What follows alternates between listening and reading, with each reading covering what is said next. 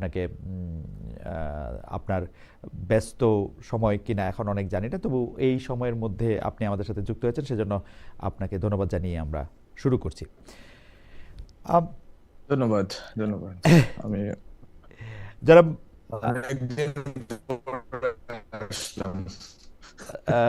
জনাব মাহফুজের জনাব মাহফুজের হুম। বক্তব্যটা একটু মাফলড হয়ে আসছে, মানে এইটা কি আবার একটু পরিষ্কার হয়? জনাব মাহফুজ, একটু আপনি আবার একটু কথা বলবেন, মানে একটু, কারণ এতক্ষণ তো এটা ঠিকই ছিল, এখন কেন এরকম কি হচ্ছে? আমি হ্যাঁ, আমি এবার শুনতে পাচ্ছি। এইবার ঠিক আছে, আমি এইবার ঠিক আপনাকে আছে, শুনতে পাচ্ছি। এইবার ঠিক আছে, মানে আপনার বলাটা একটু অস্পষ্ট ছিল। এইবার ঠিক আছে, এইবার ঠিক আছে। আমি আমি জনাব মাহফুজ আলম আপনাকে যেখান থেকে শুরু করতে চাই, কারণ আজকে আপনি অনুমতি দিলে আমরা বেশ কিছুক্ষণ আপনার সঙ্গে কথা বলতে চাই, যে জায়গা থেকে আসলে শুরু করতে চাই সেই শুরুটা হচ্ছে এরকম যে আপনি ঠিক কখন বুঝতে পারলেন যে এনসিপির সঙ্গে আপনি আর থাকতে পারবেন না, বা এনসিপির রাজনীতিটার সাথে আপনি আর একমত নন? এটা ভাইস ভার্সাও হইতে পারে। এনসিপিও হয়তো বুঝতে পারে যে আপনাকে নিয়ে আর রাজনৈতিক পথে আগানো সম্ভব না, বা রাজনীতি করা সম্ভব না। সেটা আপনি ঠিক কখন বুঝতে পারলেন? না, এরকম না বিষয়টা যে এনসিপি আমাকে নিয়ে রাজনীতি করতে চাচ্ছে না, বরং তারা এখনো চাচ্ছে যে আমি যাতে তাদের সাথে যুক্ত হই। বাট প্রথম যে কথাটা সেটা হচ্ছে এনসিপি তো অবশ্যই গভর্নমেন্টে থাকাকালীন সময় আমরা আহ, নীতিগতভাবে অবশ্যই আমরা তরুণদের পক্ষে যে কোনো প্ল্যাটফর্মে হোক না কেন, সেটা এনসিপি হচ্ছে পলিটিক্যাল প্ল্যাটফর্মে, এছাড়া অনেকগুলো ভলান্টারি প্ল্যাটফর্মে এখনো অ্যাক্টিভ আছে বিভিন্ন মতাদর্শের। এরপরে রিসেন্টলি আরেকটি সংগঠন তৈরি হয়েছে। তো সবার সাথে আমি মনে করি যে আমরা যেহেতু জুলাই আমরা একসাথে লড়ছি, ফলে সবার সাথে আমাদের যোগাযোগ আছে, সম্পর্ক আছে, ওই কমরেডশিপ আছে। কিন্তু এনসিপির যে জামাতের সাথে যাওয়ার প্রশ্নটা, এটা আমি মনে করি যে আমরা যখন নামছি ঠিক গভর্নমেন্টে 10 ডিসেম্বর, 11 ডিসেম্বর হুম, আমরা নেমে গেছি। হুম, তো এর আগে থেকেই এটা মনে হচ্ছিল যে আসলে এনসিপি হয়তো জামাতের দিকেই যাবে। তখন থেকেই বা এনসিপি জামাতের দিকে যাওয়ার একটা সম্ভাবনা তৈরি হয়েছে, কারণ হচ্ছে বিএনপি সাথে আলোচনা তারা যতটুকু এগোতে চাইছে ওইটা ফলপ্রসূ হয় নাই। ফলে তাদের জন্য অপশন ছিল দুইটা, একটা হচ্ছে আমার সাজেশন ছিল, হুম, ফর রেকর্ড আমার হুম, সাজেশন ছিল যে অভ্যুত্থানের পক্ষে যতগুলো মানে বিকল্প রাজনৈতিক শক্তি আছে, গণ অধিকার, এবি পার্টি, আপ Bangladesh, hmm, if possible, hmm, তারপর হচ্ছে আরো যারা আছে খণ্ডিত ভাবে বিভিন্ন অঞ্চলে কাজ করে, তাদের সবাইকে এনে একটা একটা কমন ভাবে একটা জায়গায় নিয়ে আসা। ওইটার জন্য আমি বারবার তাদের পরামর্শ দিচ্ছি এবং তাদেরকে বলার চেষ্টা করছি যে এটা যেহেতু বিএনপির সাথে যাওয়া হচ্ছে না, যা আমাদের সাথে যাওয়ার হচ্ছে এটা বেটার, যে একটা বিগ আমব্রেলা, জুলাই আমব্রেলা, ওটার নিচে সবাই আসবে এবং ওইটা একটা থার্ড অল্টারনেটিভ হিসাবে মানুষের সামনে থাকবে। তো ওইটা কার্যকর করা যায় নাই সার্বিকভাবে বিভিন্ন রকম জটিলতার কারণে। তিনটা ত্রিদলীয় জোট হয়েছে, সেটা পরে দেখা গেল যে এই জোটটা বিস্তৃত হওয়ার কথা ছিল। জোটটা থেকে যারা রাজনৈতিক দলগুলো করছেন তাদের মার্জারের কথা ছিল, তারা একটা মঞ্চে চলে আসবেন। সেই স্বপ্ন আমাদের ছিল যে শেষ কয়েকদিন, কিন্তু ওইটাও যখন ব্যর্থ হইলো এবং নুরুল হক নূর ভাইরা হুম। আলোচনা যখন এই আলোচনাটা যখন ফলপ্রসূ না হলো, তখন ওনারা তো চলে গেলেন বিএনপির সাথে জোটে, তো ওনারা অংশীদার হইলেন এবং এখন তো বাস্তবতাটা এখন যেভাবে আছে ওই রকমই আছে। জনাব আলম, আমি তো ওইটা একটা বেটার অপশন ছিল। জনাব আলম ওই আপনার কথা অপশনটা থেকে, জনাব আলম হুম। আমি আপনাদের কথা থেকে একটু যদি আপনি পরিষ্কার করেন যে আপনি আসলে 10 তারিখ, আপনি ঠিকই বলছেন যে 10 ডিসেম্বর আপনারা ক্ষমতা থেকে সরলেন, মানে উপদেষ্টা পথে পদত্যাগ করলেন। 11 ডিসেম্বর বা 12 ডিসেম্বর হচ্ছে জনাব শহীদ ওসমান হাদিকে গুলি করা হলো রাজপথে। আম, ওই সময়ের মধ্যে থেকে আবার একটা জামাত ইসলামের সাথে জোটের কথা বলা হলো। তো আপনি, আমি যদি একটু টাইমলাইন আপনি বুঝতে চেষ্টা করি, আপনার পরামর্শ সবাই চান, আমি যারা দেখি জুলাই আন্দোলনে যারা ছিলেন তারা আপনার সাথে পরামর্শ করেন, আপনাকে বুঝতে চান। তো সেই ক্ষেত্রে আপনি বিএনপির সাথে জোট হলে আপনি কি এনসিপির রাজনীতির সাথে থাকতেন?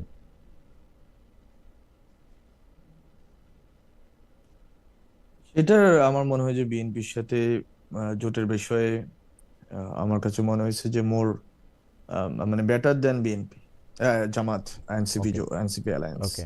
বাট ওকে, বিএনপির সাথে জোটের ক্ষেত্রেও অনেকগুলো বিষয় ছিল হুম, যে বিএনপি আসলে যে সংস্কারের ব্যাপারে যে স্কেপটিসিজমটা হুম, আছে মানুষের মধ্যে হুম, মনে, যে হুম, বিএনপির ব্যাপারে বিএনপি আসলে সংস্কারগুলো করবে কি করবে না। হুম। তো অনেকগুলো বিষয় যেগুলো হচ্ছে নীতিগত, পলিসিগত বিষয়, মানে সেগুলো যাতে বিএনপির মানে সাথে বোঝাপড়া হয়ে আমি একটু যদি বুঝতে যাওয়া যায়, আমি একটু এটা বুঝতে যদি যেতেই হয়, জোটে যেতে হলে জামাতের সাথে। হ্যাঁ, আমি একটু এই জায়গাটাই আমি একটু বুঝতে যেতেছি যে আমি এই জায়গাটাতে একটু বুঝতে যেতেছি যে আপনার শুধু জামায়াতের সাথে যাওয়ার ব্যাপারেই যে রিজার্ভেশনটা, সেই রিজার্ভেশনটা কেন ছিল? মানে আপনি বিএনপির সাথে জোটের ব্যাপারে আমরা শুনেছি যে আপনার আপত্তি ছিল না। আপনি তো নিজের মুখে এখন বললেন যে আপনি এটাকে বেটার মনে করেন। আপনি মনে করছেন যে আপ বা গণপরিষদের সাথেও যদি আপনাদের একটা জোট হইতো, যে তৃতীয় দলীয় জোট ছিল, শুধু জামায়াতের ব্যাপারে আপনার এই রিজার্ভেশন কেন জনাব মাহফুজ আলম? মানে এইটার কি কোনো ব্যাখ্যা আছে? এটা কি আপনার ব্যক্তিগত কোনো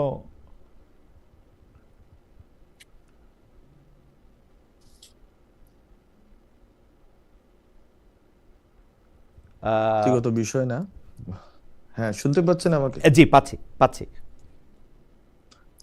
আচ্ছা, তো এটা আসলে ব্যক্তিগত বিষয় না। জামাতের সাথে যাওয়ার বিষয়টা আসলে জামাতের সাথে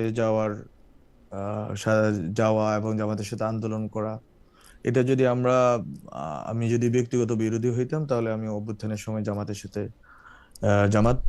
ওই সময় যোগাযোগ ছিল না। ওই সময় শিবিরে যারা দায়িত্বে আছেন তাদের সাথে যোগাযোগ ছিল, তাদের সাথে কথা বলে আমরা কোঅর্ডিনেট করে অভ্যুত্থানের কাজটা করতাম না। ফলে এটা ব্যক্তিগত বিষয় নয়, বরং এটা হচ্ছে যে রাজনৈতিক যে বাস্তবতা বাংলাদেশে এখন প্রবেশ করছে, সেখানে হচ্ছে এনসিপি কে মানুষ দেখতে চায় একটা থার্ড অপশন আকারে, যে বিএনপি, জামাত অথবা পুরাতন যারা রাজনৈতিক দল আছে এর বাইরে একটা অপশন থাকবে। এখন অপশন যদি থাকে, তাহলে জামাতের চেয়ে কেন BNP better option? BNP better option এই জন্য যে বিএনপি অনেক ক্ষেত্রেই বেটার অপশন না হওয়ার একটা কথা তো এনসিপির লোকরা বারবার বলার চেষ্টা করছে। কিন্তু একটা জিনিস হচ্ছে যে আদর্শিকভাবে জামাতের যেই এন্ট্রেন্সমেন্ট এবং যে ধরনের আহ, মানে এক ধরনের সুযোগ আছে যে মানে আদর্শিকভাবে ইনফিলট্রেট করার, সেই সুযোগ বিএনপির নেই। ফলে আপনি যেই অভ্যুত্থানে যে শক্তি, যে এনসিপি, ওইটাকে যদি আপনি দেখেন যে একটা জামাতের সাথে জোটটা বলার চেষ্টা করা হচ্ছে আদর্শিক জোট না, হুম, কিন্তু জামাতের সাথে জোটটা আদর্শিক না হইলেও জামাতের সাথে যখন এটা সার্বিকভাবে যখন আপনি দেখবেন, তখন দেখবেন যে জামাতের সাথে জোটটা আদর্শিক দিকে রূপান্তরিত হওয়া শুরু করবে। কারণ জামাতের ওই আদর্শিক শক্তিটা আছে। হুম, সেটা ভালো খারাপ সেটা তর্ক আমরা করতে পারি, সেটার ক্রিটিক আমরা হুম, করতে পারি, কিন্তু জামাতের ওই আদর্শিক শক্তি আছে যে তার সাথে যারা জোটে যাবে তাদেরকে আহ তাদের মধ্যে প্রবেশ করা, তাদের মধ্যে কাজ করা, তাদের এই যেই দাওয়াতি কাজ বলে, এর মাধ্যমে মানে এক ধরনের মানে এই নতুন যে তরুণ যে শক্তি আছে, এই শক্তিকে প্রভাবিত করার মতো আদর্শিক শক্তি জামাতের আছে। হুম, ফলে এখানে জোটটা, বিএনপির সাথে জোটটা হচ্ছে জোট মানে অ্যালায়েন্স ফর কনভিনিয়েন্স। হুম। হ্যাঁ, ঠিক আছে, আমরা আমরা যেহেতু এখন আলাদাভাবে দাঁড়াতে পারতেছি না, আমরা যাচ্ছি। হ্যাঁ, কিন্তু জামাতের সাথে জোটটা মোর যেটা দেখাও হবে সেটা হচ্ছে আদর্শিক ভাবে, ওকে। এবং যেটা মাঠে যাব সেটাও আদর্শিক ভাবে হবে। হুম। মানে এইটা নিজেদেরকে বিলোপ করে দেওয়ার এবং একটা, ওই মানে এনসিপি বিলুপ্ত হয়ে যাওয়ার, মানে জামাতের মধ্যে, জামাত যেহেতু ইনফিল্ট্রেশন শব্দটা আপনি ব্যবহার করতেছেন, তার মানে জামায়াতের ক্ষেত্রে জামায়াতের সঙ্গে গেলে আসলে এনসিপির আলাদা চরিত্র, আলাদা পরিচয় বজায় রাখা মুশকিল হবে বলে আপনি মনে করতেছেন বা মনে করছিলেন? হ্যাঁ, এটা আমি মনে করছি এবং এখনো মনে করি যে জি। জামাতের এই শক্তি আছে। জামাতের আমি কোনো সমালোচনা করতেছি না, বরং জামাতের হুম। শক্তির আমি আহ, মানে শক্তির প্রতি সম্মান দেখাচ্ছি যে ওদের ওই আহ, শক্তিটা আছে, এবং ওরা জোট করার ক্ষেত্রে এখন তো সবাই বিএনপি জোটের কথা বলে, হুম, কিন্তু জোটের ইতিহাসটা হচ্ছে আইডিয়াল ইসলামিক ডেমোক্রেটিক লীগ, যেটা জামাত হুম, করছিল 1979 সালে হুম, হুম, শহীদ প্রেসিডেন্ট হুম, জিয়াউর রহমান সাহেবের আমলে। তো ওই সময় আপনারা যদি দেখেন, ওই সময় থেকে শুরু করে জামাতের জোটের ইতিহাস হচ্ছে জামাত আদর্শিকভাবে অনুপ্রাণিত, প্রভাবিত, অনুপ্রবেশ সব অর্থেই হুম। জামাতের ওই শক্তি আছে। এবং এখন তো জামাত আরো বেশি শক্তিশালী, আরো বেশি কার্যকর প্রমাণিত হচ্ছে দিনকে দিন। ফলে আমি মনে করি যে এনসিপি যে এই যে বললেন যে তার মানে শব্দটা ক্যারেক্টার, তার একটা ক্যারেক্টার, জি, একটা চরিত্র দাঁড়ানো, এটা জি। এটা বাধাগ্রস্ত হচ্ছে বা হবে। কিন্তু বিএনপি থেকে এনসিপি কে আলাদা যে কোনো দিনই মানুষ করতে পারবে বা করতে পারতো, তার মানে সেটা হচ্ছে সবচেয়ে গুরুত্বপূর্ণ। তার মানে প্রশ্নটা ন্যায়ের না, মানে জামায়াত ন্যায় করতেছে না বিএনপি ন্যায় করতেছে সেটা না, মানে প্রশ্নটা হচ্ছে পরিচয়ের সংকটের। আমরা কি এভাবে বলতে পারি যে ধরেন আপনি তো বিএনপি এবং জামায়াতের মধ্যে ন্যায় না ভিত্তিক ন্যায়ের জায়গা থেকে বিএনপিকে আগায় রাখতেছেন না, আপনি আপনার পরিচয়টা যেখানে সবচেয়ে ভালো থাকবে সেইটার গুরুত্ব দিচ্ছেন। এটা কি মানে আপনি জেনে বুঝেই এটা করতেছেন? না, আমি পরিচয় শব্দটা ইউজ করবো না, আইডেন্টিটি না, এটা বলে হুম, আমি বলছি ক্যারেক্টার, আচ্ছা চরিত্রের জায়গাটা। আপনি আচ্ছা রাজনৈতিক চরিত্র, বাংলাদেশের চরিত্র মানে কি, আপনি কি বাংলাদেশের না বলে বলি অন্য 5টা রাজনৈতিক দলকে চরিত্র আকারে চিনেন যে এরা ম্যাটার করে বাংলাদেশের রাজনীতিতে? হুম ওদের কোনো স্পেসিফিক চরিত্র আছে না, হুম কিন্তু এনসিপির একটা স্পষ্ট চরিত্র থাকার সম্ভাবনা তৈরি হয়েছিল।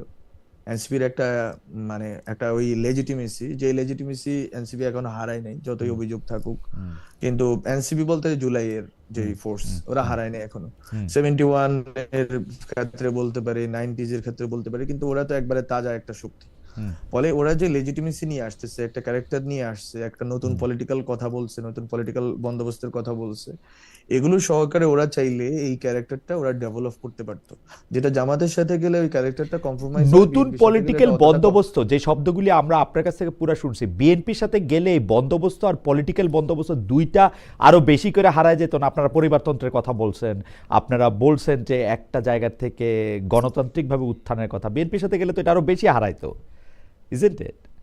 না। সেটা আমি তো বললাম, সেটা বিএনপির সাথে যাওয়া, জামাতের সাথে যাওয়া প্রশ্নটা তখনই আসে যখন আপনি আলাদাভাবে দাঁড়াইতে পারতেছেন না। হ্যাঁ, এটা তো ধরে নেওয়া নাই, গিভেন না। ওকে। বরং জুলাই পদযাত্রার পরে এনসিপির সম্ভাবনা ছিল 100-র উপরে আসনে হুম তারা মানুষের সাপোর্ট পাওয়ার সেই সম্ভাবনা ছিল। হুম মানুষ এক সময় তো মানুষ ভাবছে যে বিএনপি জামাতকে, ছাত্ররা তো আবার ক্ষমতায় আসতেছে।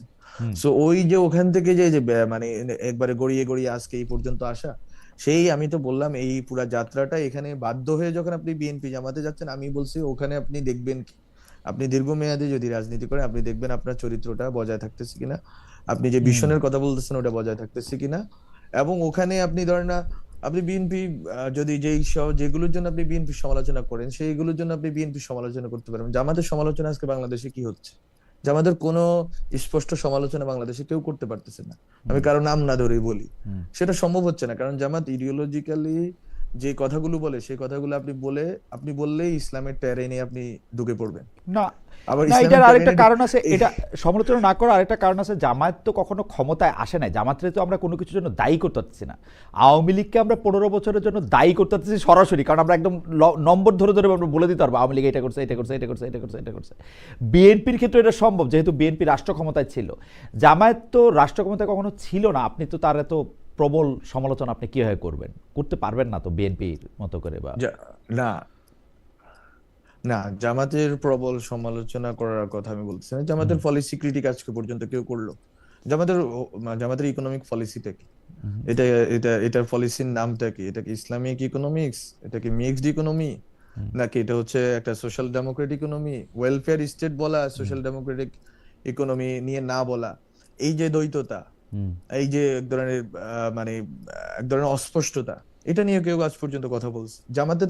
জামাতের কেন আপনি বলতে হবে জামাত ক্ষমতায় থাকলে ক্ষমতার বিরোধিতা করতে হবে? আমি প্রত্যেকটা দলের আদর্শ, হুম পজিশন, পলিসি এগুলো নিয়ে কথা বলতে পারবেন না? আপনার কেন ব্যক্তি আক্রমণ করতে হবে যে এইরকম ওই রকম, না, এ দুর্নীতি করছে, ও ব্যক্তি দুর্নীতি আক্রমণ করছে? করার কিন্তু কথা আমি বলতেছি না। আপনি যেটা জামাতের পলিসির সংকট বলতেছেন, সেটা জামায়াতের অবস্থানগত কিছুটা গ্রে এরিয়া আসে, কিন্তু জামায়াত কিন্তু কিছু ক্ষেত্রে স্পষ্ট তাদের কাজের ক্ষেত্রেও সেটা তার প্রমাণ দিছে।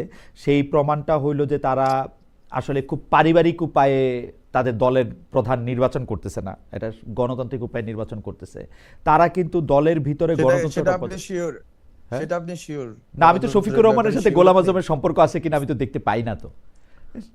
না, মানে গণতন্ত্র যেই বললেন, পার্টি ইন্টার পার্টি ডেমোক্রেসি, এটা আপনি শিওর? আমার কাছে মনে হয় এটা কিছুটা পোপের মতো তারা এটা করে, মানে এইটাও এক ধরনের ডেমোক্রেসি, বাকিটা তো আর আমরা দেখতেই পাই না, আমি তো আর ভিতরে কাজ করি নাই। আপনি নিশ্চয়ই শিওর, আপনি নিশ্চয়ই বলবেন। তবে আমরা জামাত ইসলাম এবং অন্যান্য জিনিসটা আরও অনেক কথা বলবো, কিন্তু আপনাকে পেয়েছি, আপনাকে তো আমার অনেকগুলি প্রসঙ্গে কথা বলতে হবে, সেই জন্য আমি একটু আপনাকে একটু আগাই, জামাত ইসলামের পর থেকে একটু আগাই, কারণ অনেকগুলি বিষয় নিয়ে একটু কথা বলতে হবে। সেটা হলো যে আপনার কি এই কথা কখনো মনে হয়েছে যে ক্লিনটন ফাউন্ডেশনে যখন ডক্টর মোহাম্মদ ইউনূস আপনাকে নিয়ে গেলেন এবং সবার সামনে পরিচয় করে দিলেন, যে অনেকেই ভাবেন যে জুলাই আন্দোলনটা আসলে এমনি এমনি হয়েছে, এটার পিছনে কোনো একটা ডিজাইন ছিল না, এবং একটা মেটিকুলাস ডিজাইন এবং মাস্টারমাইন্ড জাতীয় শব্দ তিনি ব্যবহার করেন, এবং বর্তমানে যিনি প্রেস সচিব আছেন ডক্টর মোহাম্মদ ইউনূসের, তিনিও আসলে আপনাকে পরিচয় করিয়ে দিয়েছিলেন যে এখানের মধ্যে আমার একটা লাইন, আপনার একটা লাইন আমার খুব মনে আছে, এটা আমার কাছে খুব স্ট্রাইকিং লাইন মনে হয়। আর সেই লাইনটা হচ্ছে জুলাইয়ের পর পর আপনাকে যখন প্রশ্ন করা ছিল আপনি এখন কি করবেন, আপনি বলছিলেন যে আমি ঘুমাবো। তখন বাংলাদেশের মানুষ, আমরা যারা সাধারণ মানুষ আছি, তাদের কাছে কিন্তু আপনার অবস্থান এবং যারা জুলাইতে যারা আন্দোলন করেছে তাদের সবার অবস্থান হচ্ছে এক একজন জাতীয় বীরের। আপনার সঙ্গে আমার অনেকবার কথা হয়েছে, আপনি জানেন যে জাতীয় বীরের মর্যাদা মানে পাওয়া। তো সেই জায়গায় কি আপনার কাছে এটা মনে হয় যে আপনাকে যখন সিঙ্গেল আউট করা হলো, নাকি ডক্টর মোহাম্মদ ইউনূস যে আপনাকে মাস্টারমাইন্ড বললেন বা বললেন যে এটার মেটিকুলাস ডিজাইনটা ওর করা, এরকম একটা ধারণা যখন দিলেন, শফিক সাহেব যখন আপনার এরকম একটা ইন্টারভিউ নিলেন, মানে এইটা কি আপনার পলিটিক্যালি হেল্প করলো নাকি আপনাকে আরেকটু আইসোলেটেড করলো? কি মনে হয় আপনার, জানাব মাহফুজ আলম? আমার অনেক কথা তো আপনি বললেন, কিন্তু আমার যেটা আমি মনে হচ্ছে যে আমি আসলে আমার কাজটা করছি। আমি আসলে সিঙ্গেল আউট হইতেও চাই নাই, কেউ আমাকে করুক এটাও চাই নাই। অবশ্যই এটা আমার পলিটিক্যাল জার্নিকে অনেক ক্ষেত্রেই আমাকে বাধাগ্রস্ত করছে, কারণ হচ্ছে তখন মানুষ একটা কমন টার্গেট পেয়ে গেছে যে যার উপরে সব দোষ চাপাই দেওয়া যায়, যে নন্দ ঘোষ। হুম। ফলে নন্দ ঘোষটা আমি হয়ে গেলাম আর কি। সো এইটা তো আমার জন্য অনেক বড় একটা কঠিন জার্নি ছিল এবং এখনো আছে। কিন্তু স্যারের ক্ষেত্রে আমি যেটা বলবো এটা বা মানে এটা ব্যাখ্যা করা হয়েছে, স্যারের পজিশন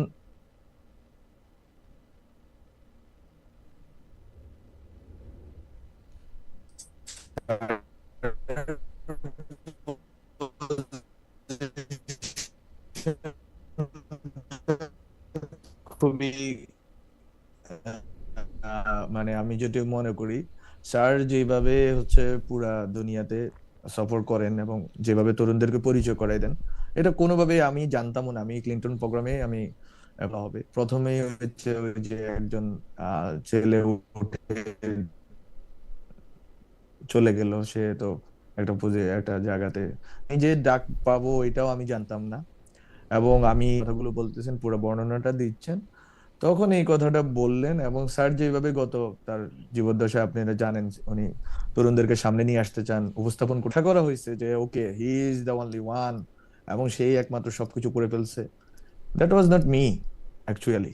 স্যারের আগের পরে বক্তৃতাও দেখতে পারেন, স্যার তো এলিভেট করতে চায় যে কাউরে, কিন্তু এই এলিভেশনটা মানে একটা গ্লোবাল প্ল্যাটফর্মে এলিভেশন আর বাংলাদেশের রাজনৈতিক যে অনেকগুলো কমপ্লেক্সিটির মধ্যে, সেটা অবশ্যই এটা অন্য একটা ভিন্ন মিনিং দাঁড়ানো হয়েছে এবং আমাকে তো এটা ভুগতে হয়েছে অবশ্যই।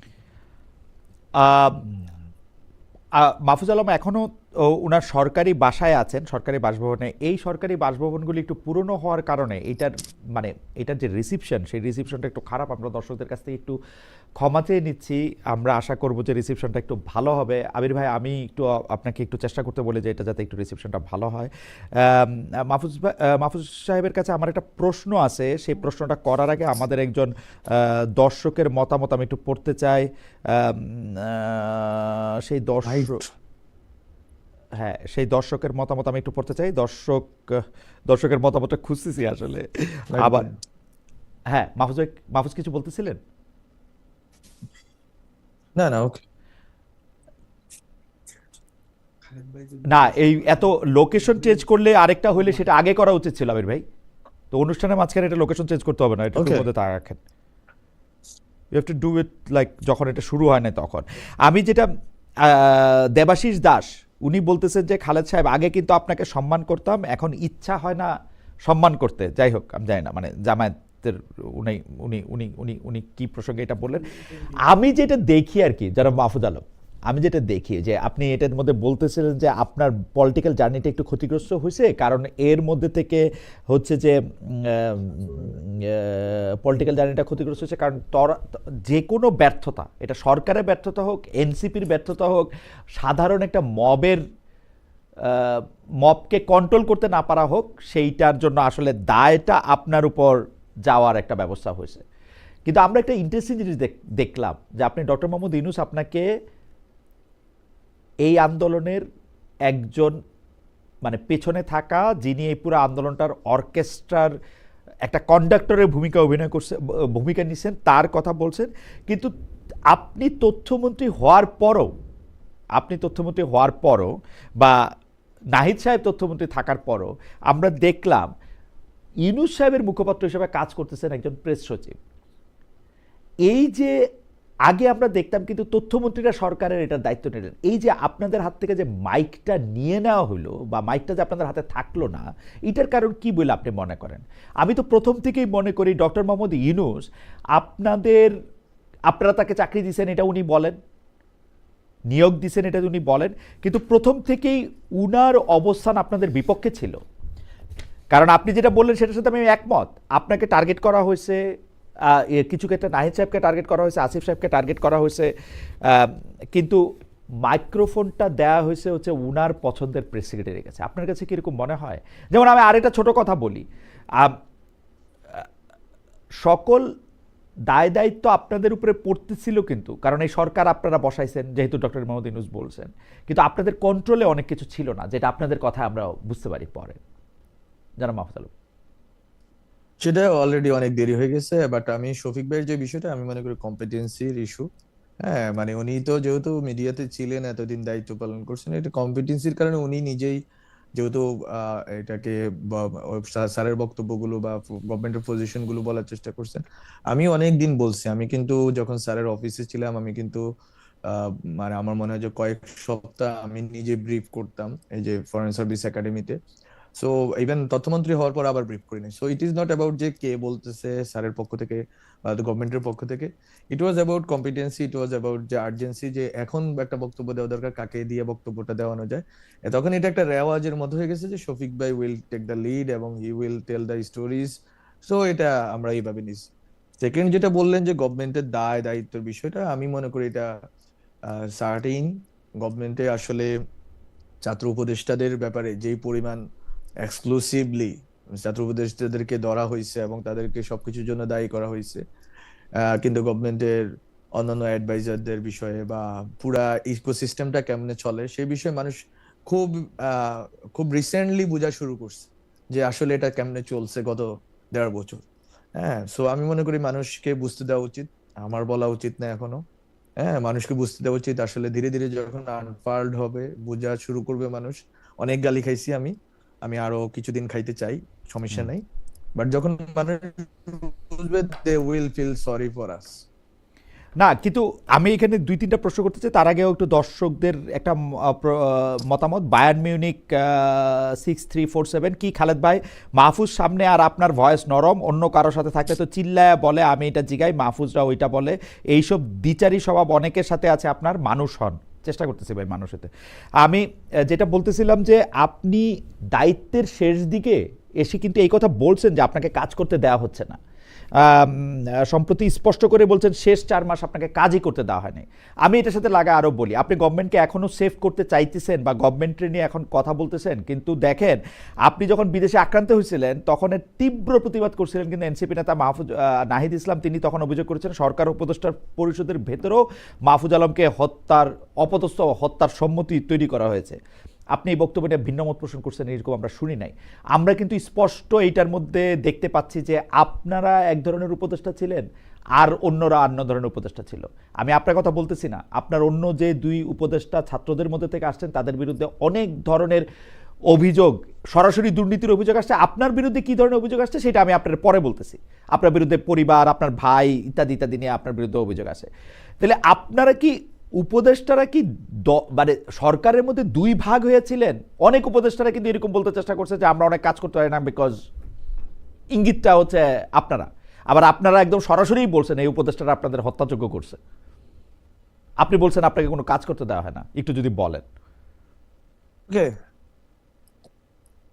ওকে, আমি মনে করি আমি যেটা একটু আগে বললাম সেটা, যে ইতিহাস নিজে কথা বলা শুরু করবে। সো আমি আরেকদিন আর কিছুদিন ধৈর্য ধরি এবং মানুষের গালি সহ্য করি। মানুষ যখন জানতে পারবে they will feel sorry for us 3 student leaders, এবং স্পেশালি অ্যাবাউট মি, কারণ আমি তো সবচেয়ে বেশি আক্রান্ত হয়েছি। So so let's see I am not talking right now about this things, ঠিক আছে? কারণ হচ্ছে আপনি যেটা বললেন যে একবার স্পষ্টভাবে আমি যদি বলি, প্রথম দিকে যেটা বলা হইলো যে অনেকে বলার চেষ্টা করছে যে আমরাই সবকিছু ঠিক করি, that is not true, that is not true. কিন্তু এই কথাগুলি তো ডক্টর মোহাম্মদ ইউনূস এই ধারণাগুলি সবচেয়ে বেশি দিছেন। আমি একদম নিরপেক্ষভাবে বলি, ডক্টর মোহাম্মদ ইউনূস এই ধারণাগুলি সবচেয়ে বেশি দিছেন। ডক্টর মোহাম্মদ ইউনূস বারবার বলছেন যে এটা মানে এই ধারণাগুলি এবং উনার ব্যর্থতার দায় উনি শিফট করছেন আপনাদের কাঁধে। উনি ইশাককে মেয়র হইতে দেন নাই, এটা উপদেষ্টা পরিষদের সিদ্ধান্ত, সেই সিদ্ধান্তটা চাপাইছেন হচ্ছেন আসিফের ঘাড়ে। আমি একদম স্পষ্ট এটা বলতে পারি। ওকে, লেট হিস্টোরি স্পিক্স বাট হিস্ট্রিটা আসবে কোত্থেকে? হিস্ট্রিটা আসবে কোত্থেকে? মানে ঘটনা হইতেছে যে জুলাই আন্দোলনকে এখন অনেকে বলতেছেন ব্যর্থ, আপনাদের উপর আশা হতো, কিন্তু এটাতে আপনারা দায়ী নাকি আর কেউ দায়ী, এটাও তো আমাদের আসলে একটু বুঝতে হবে, মানে এটা তো বোঝাও দরকার, তাই না? আই থিঙ্ক মানুষ বোঝা শুরু করছে। গত 4-5 মাসে অনেক কিছু চেঞ্জ হয়েছে, অনেক বক্তব্য, অনেক ধরনের মানে মানে আন্ডারস্ট্যান্ডিং মানুষের মধ্যে গ্রো করছে। হ্যাঁ, এবং আর এটা ধীরে ধীরে গ্রো করবে। এখন আমরা যদি সব মানে এটা যখন আমরা ব্যাখ্যা দিব তখন মনে হবে যে আমরা বলছি, কিন্তু আমরা যখন ব্যাখ্যা না দিয়ে যখন ইতিহাস ব্যাখ্যা দেওয়া শুরু করবে, রিয়েলিটি ব্যাখ্যা দেওয়া শুরু করবে, যখন সোসাইটির different segments and different realities ব্যাখ্যা দেওয়া শুরু করবে, I think that would be convincing. আরেকটা কথা বলি যে বলা হয়েছিল যে ইউনূস সরকার ক্ষমতায় আসার পরপরই তার উপদেষ্টারা তার ব্যাংকের যে স্টেটমেন্ট আগে কি ছিল পরে ছিল সেগুলি প্রকাশ করবে, সেগুলি যে প্রকাশ করা হয় নাই। আমাকে কয়েকজন উপদেষ্টা পার্সোনালি বলছেন যে তারা কিন্তু সেই স্টেটমেন্ট বা তাদের আয় ব্যয়ের হিসাব তারা দিছেন, তারপরও ডক্টর ইউনূস যে এটা প্রকাশ করলেন না, এইটার একটা কারণ কি আপনারা বাধা দিচ্ছেন ছাত্র উপদেষ্টারা? কারণ যেহেতু আপনাদের অনেক টাকা বাড়ছে। না, আমাদের কোনো টাকা বাড়ে নাই। আমি জানি না টাকা বাড়ার কথা কারা বলতেছে, কি বাড়তেছে। আমার বাড়ে নাই, অন্তত আমি ব্যক্তিগতভাবে বলতে পারি। আরেকটা হচ্ছে আমার স্টেটমেন্ট কিন্তু জমা দেওয়া আছে, আমি গভর্নমেন্টে থাকি, কিন্তু গভর্নমেন্ট এটা প্রকাশ করে নাই। কারণটা কি তাহলে? কারা এটা আটকাইলো? আমি I don't know about this, but আমি ক্যাবিনেট ডিভিশন আমাদের জমা দেওয়ার কথা, আমার জমা দেওয়া আছে আরো, আই থিঙ্ক এটা জুলাই আগস্টের দিকে জমা দেওয়া আছে, if I am not wrong, but এটা জমা দেওয়া আছে। এবং আমারটা তো ক্লিয়ারলি আই হ্যাভ ডকুমেন্ট যে আমার কাছে কত টাকা আছে, and I can show it, but not for public, but for Right. any inquiry. Right, কিন্তু এইটা জমা হচ্ছে না, এটাই হচ্ছে মানে এটা প্রকাশ হচ্ছে না, এটা হচ্ছে পাবলিক। আপনার জানুয়ারির 13 তারিখের আলোচনার অনুষ্ঠানে আপনার বক্তব্য থেকে একটা কোট করি, যেখানে আপনি বলছেন অলিগার্করা যারা টাকা দিয়েছে তাদের আপনি গ্রেপ্তার করলেন না, তাদের বিচারের আওতায় আনলেন না, তারা এখনো ফান্ডিং করে যাচ্ছে এবং তারা ভুলের পর ভুল মিথ্যা অপপ্রচার করে যাচ্ছে, তাদের আপনি ধরবেন না, এটা তথ্য মন্ত্রণালয়ের কাজ না। আমি শেখ মুজিব হতে চাই না যে আমি পত্রিকা বন্ধ করে দিব, মিডিয়া বন্ধ করে দিব, বরং আমরা চেয়েছিলাম যে নতুন মিডিয়া দেব, নতুন মিডিয়া কি আমাদের দিতে দেওয়া হয়েছে? মাহফুজ, আমি যে জিনিসটা বিশ্ববিদ্যালয়ের মানে ব্রাদার টু ব্রাদার, আপনি যেহেতু আমার অনেক পরে আসছেন সেই জন্য আমি সাংবাদিকতার বাইরে গিয়ে, আপনি কিন্তু অনেক কথা বলতেছেন মাহফুজ, মানে শুরু করতেছেন কিন্তু ভিতরের কথাগুলো আপনি বলতেছেন না। এটাকে আপনার যেমন এর চেয়ে বেশি আপনার কি করবেন? আপনি এর চেয়ে বেশি আর কি বলবেন? যারা টাকা দিতেছে তাদেরকে গ্রেফতার করতেছে না, ভুলের পর ভুল করতেছে, ফান্ডিং করে যাচ্ছে, নতুন মিডিয়া করতে দিতেছে না। সো আপনি মানে এই বার্তাটা আরেকটু পরিষ্কার করে দেওয়া উচিত কিনা, আপনার কাছে কি মনে হয়? আমি কিন্তু স্পষ্ট বুঝতে পারতেছি আপনি কি বলতেছেন, এটা কি সাধারণ লোকজনও বুঝতে পারতেছে এই কথা? আমি তো বললাম লেট হিস্টোরি স্পিক। আমি একটু বলি, সেটা হচ্ছে আমি আজ এই তৃতীয়বারের মতো কথা বলতেছি গভর্নমেন্ট থেকে নামার পরে। এই যে this is my third time যে আমি কথা বলতেছি। সো ইউ ক্যান সেন্স আমি হচ্ছে ডিসেম্বরের 10 তারিখে নামছে, 11 তারিখে, এবং আজকে হচ্ছে জানুয়ারির 22 তারিখ। আমি মাত্র তিনটা পাবলিক স্টেটমেন্ট মেক করছি। এখন this is the third time I am making one, so another one. So basically আমি তো বললাম ইতিহাস, বাস্তবতা এবং মানুষের অনুসন্ধিৎসা সবকিছুই এটা নিয়ে আসবে সামনে। আমি বরং মাহফুজের কথাগুলি একটু অস্পষ্ট শোনা যাচ্ছে। মাহফুজ যেগুলি বলতেছেন বা বলছেন, আমি মাহফুজ আবার কোট করি, মাহফুজ বলতেছেন আমাদেরও তো এই বাংলাদেশে থাকতে হবে। Mahfuz, correct me if I am রং, আমি মাহফুজকে কোট করতেছি, কোট, আমাকেও তো এই বাংলাদেশে থাকতে হবে, আমাকেও তো এইখানে এই এত শত্রু পরিবেষ্টিত এত কম্প্রোমাইজিং এলিমেন্টের সামনে কোনো সাহসী ভূমিকা রাখা কঠিন। আমি যতটুকু সাহস দেখাতে যাব ততটুকুই বলা হবে যে উনি ব্যর্থ। ব্যর্থ এজন্যই কারণ হচ্ছে এখানে যদি রাষ্ট্রের আরও অন্যান্য অঙ্গ আমাকে সাপোর্ট না দেয়, যদি দালালি করার অভিযোগে যাকে গ্রেপ্তার করা হচ্ছে সে যদি হাইকোর্টে দাঁড়িয়ে আবার দালালি করার সুযোগ পায়, এটা তো আমার দায় না। আমার মনে হয় যে আপনি এক একটা বক্তব্যে অনেকগুলি পক্ষের দিকে আসলে আপনি আঙ্গুল তুলছেন। এখন আপনি বলতেছেন যে হিস্ট্রি নিশ্চয়ই নির্ধারণ করে দিবে যে কার কোনটা কখন কিভাবে রোল ছিল। আমি আবারও আপনি যখন কাজে ছিলেন, মানে উপদেষ্টা পদে ছিলেন, সেই প্রসঙ্গে আরেকটা প্রসঙ্গে আসি যে অন্তর্বর্তী সরকার গণমাধ্যম সংস্কার কমিশন করে বিশাল সুপারিশ গ্রহণ করলো, তার কিছুই বাস্তবায়ন করেনি। এটা গণমাধ্যম সংস্কার কমিশনের প্রধান কামাল আহমেদও বলছেন। তিনি সবশেষ বলছেন কমিশনের সুপারিশের পর যত সাংবাদিক লাঞ্ছনার শিকার হয়েছেন তার সম্পূর্ণ দায় সরকারের। তিনি আরও বলছেন গণমাধ্যমের উপর মবের ভয়, স্বাধীন সাংবাদিকতা এখনকার সংকট। এই যে গণমাধ্যম সংস্কার প্রস্তাব নিয়ে কোনো কাজ হলো না, এই সরকারের সময় মিডিয়া হাউসে মবের ভয় তৈরি হলো, এই সরকারের বেশিরভাগ সময়ের তথ্যমন্ত্রী হিসাবে থাকা আপনি এর কতটা দায় নেবেন, বা আপনি এটা নিয়ে কি বলবেন? খুবই স্পষ্ট আমার হচ্ছে যে এটা হচ্ছে মিথ্যা তথ্য। আমি বারবার কারেকশনের জন্য বর্তমান যিনি সচিব আছেন, উপদেষ্টা আছেন, ওনাকে পাঠিয়েছি। মোট 12টা ফর পাবলিক স্টেটমেন্ট। এটাতে হিস্টোরির দিকে যাওয়ার দরকার নেই, এটা একবারে স্পেসিফিক ডকুমেন্ট আই হ্যাভ। সেটা হচ্ছে মোট 12টা আপনার আশু করণীয় সংস্কারগুলোতে হচ্ছে স্বল্পমেয়াদী, মধ্যমেয়াদী এবং দীর্ঘমেয়াদী, এই 3টা ভাগে ভাগ করা হয়েছে। ক্যাবিনেট ডিভিশনকে দায়িত্ব দেওয়া হয়েছে, ক্যাবিনেট ডিভিশন এটা সমন্বয় করবে। সমন্বয়ের ক্ষেত্রে আমার মন্ত্রণালয়ে 12টা সংস্কার প্রস্তাবনা আছে আশু করণীয়। সেটা পছন্দ না হইতে পারে কারো যে এগুলো কি করা উচিত কিনা, বাট এটাই বাস্তবতা যে আমি এগুলোই করতে পারবো 6 মাসে। আমার সরকার 5 বছর থাকবে না, আমার সরকার 6 মাস 7 মাসের সরকার। সো আমি যদি এগুলো করতে পারি 12টার মধ্যে আমি আমার জানা মতে আমার কাছে যে ডকুমেন্ট আছে এই ডকুমেন্টে আমি 7টা সম্পন্ন করে দিয়ে আসছি। 7টা 12টার মধ্যে, মানে 12টা আমার করণীয় ছিল, এর মধ্যে 7টা করে দিয়ে আসছি। আর বাকিগুলোর জন্য সবগুলো পেপার প্রসেস আমি করে দিয়ে আসছি সবগুলোর জন্য। এবং আমি কিন্তু ধরে আপনি ধরে তো নিজেই বলতেছেন যে 4 মাস আপনাকে কাজই করতে দেওয়া হয় নাই, কারণ কামাল আহমেদ সাহেবের না না আমি একটু বলি। এই 4 মাস যে কাজ করতে দেওয়া হয় নাই, দেখেন সাংবাদিকতা সুরক্ষা আইন যেটার কথা কামাল ভাই বলার চেষ্টা করতেছেন, আমি আরেকটা মানে একটা বক্তব্য কারেক্ট করে দিই। সেটা হচ্ছে আমার আমলে, মানে আমি যে সময় ছিলাম ফেব্রুয়ারি 28 টু ডিসেম্বর 11, এই সময়ের মধ্যে কোনো মিডিয়া হাউসে মব হয়েছে এটা আমাকে দেখান। Not a single one. If I am not wrong. Not a single one. And the first one to call, not the advisors, if I am not wrong, not the advisors, first one to call Mahfuz Anam, Matiur Rahman and others, যারা আক্রান্ত হয়েছেন তাদের, that was me. The person who went to Daily Star thrice. তখন তিনবার গেছি Daily Star এ ঢোকার। তখন তার আপনি উপদেষ্টা না, আমি দায়িত্বে, তখন আপনি দায়িত্বে ছিলেন না। আমি উপদেষ্টা না, but again I feel আমার এই দায়িত্বটা আছে যে আমি যেহেতু সাবেক তথ্য উপদেষ্টা, একই সাথে আমরা জুলাই অভ্যুত্থানের পক্ষে, এবং এটা একটা স্যাবোটেজ হচ্ছে অভ্যুত্থানের বিরুদ্ধে। শহীদ ওসমান হাদির রাজনীতি, শহীদ ওসমান হাদির যেই শাহাদাত, এই জিনিসটাকে লঘু করার জন্য এই যে একটা অপচেষ্টা সবাই মিলে করলো, কারা করলো এগুলো বললাম, history, let history speak. But the thing is, আমরা গেলাম, আমি 2:30টায় গেলাম, ঢুকার চেষ্টা করলাম, চারপাশে এত মব, আমি ঢুকতে পারলাম না, গাড়ি নিয়ে আবার আসলাম বাসায় এসে আবার বললাম যে ঠিক আছে এবার একটু বেশি পোলাপান নিয়ে চলো। তো গেলাম, নুরুল কবির ভাইয়ের সাথে কথা হইলো যে ভাই আমি আসতেছি, আপনি সমস্যা আপনারা থাকেন, আমরা চেষ্টা করতেছি, কেন কারো প্রবলেম হবে না।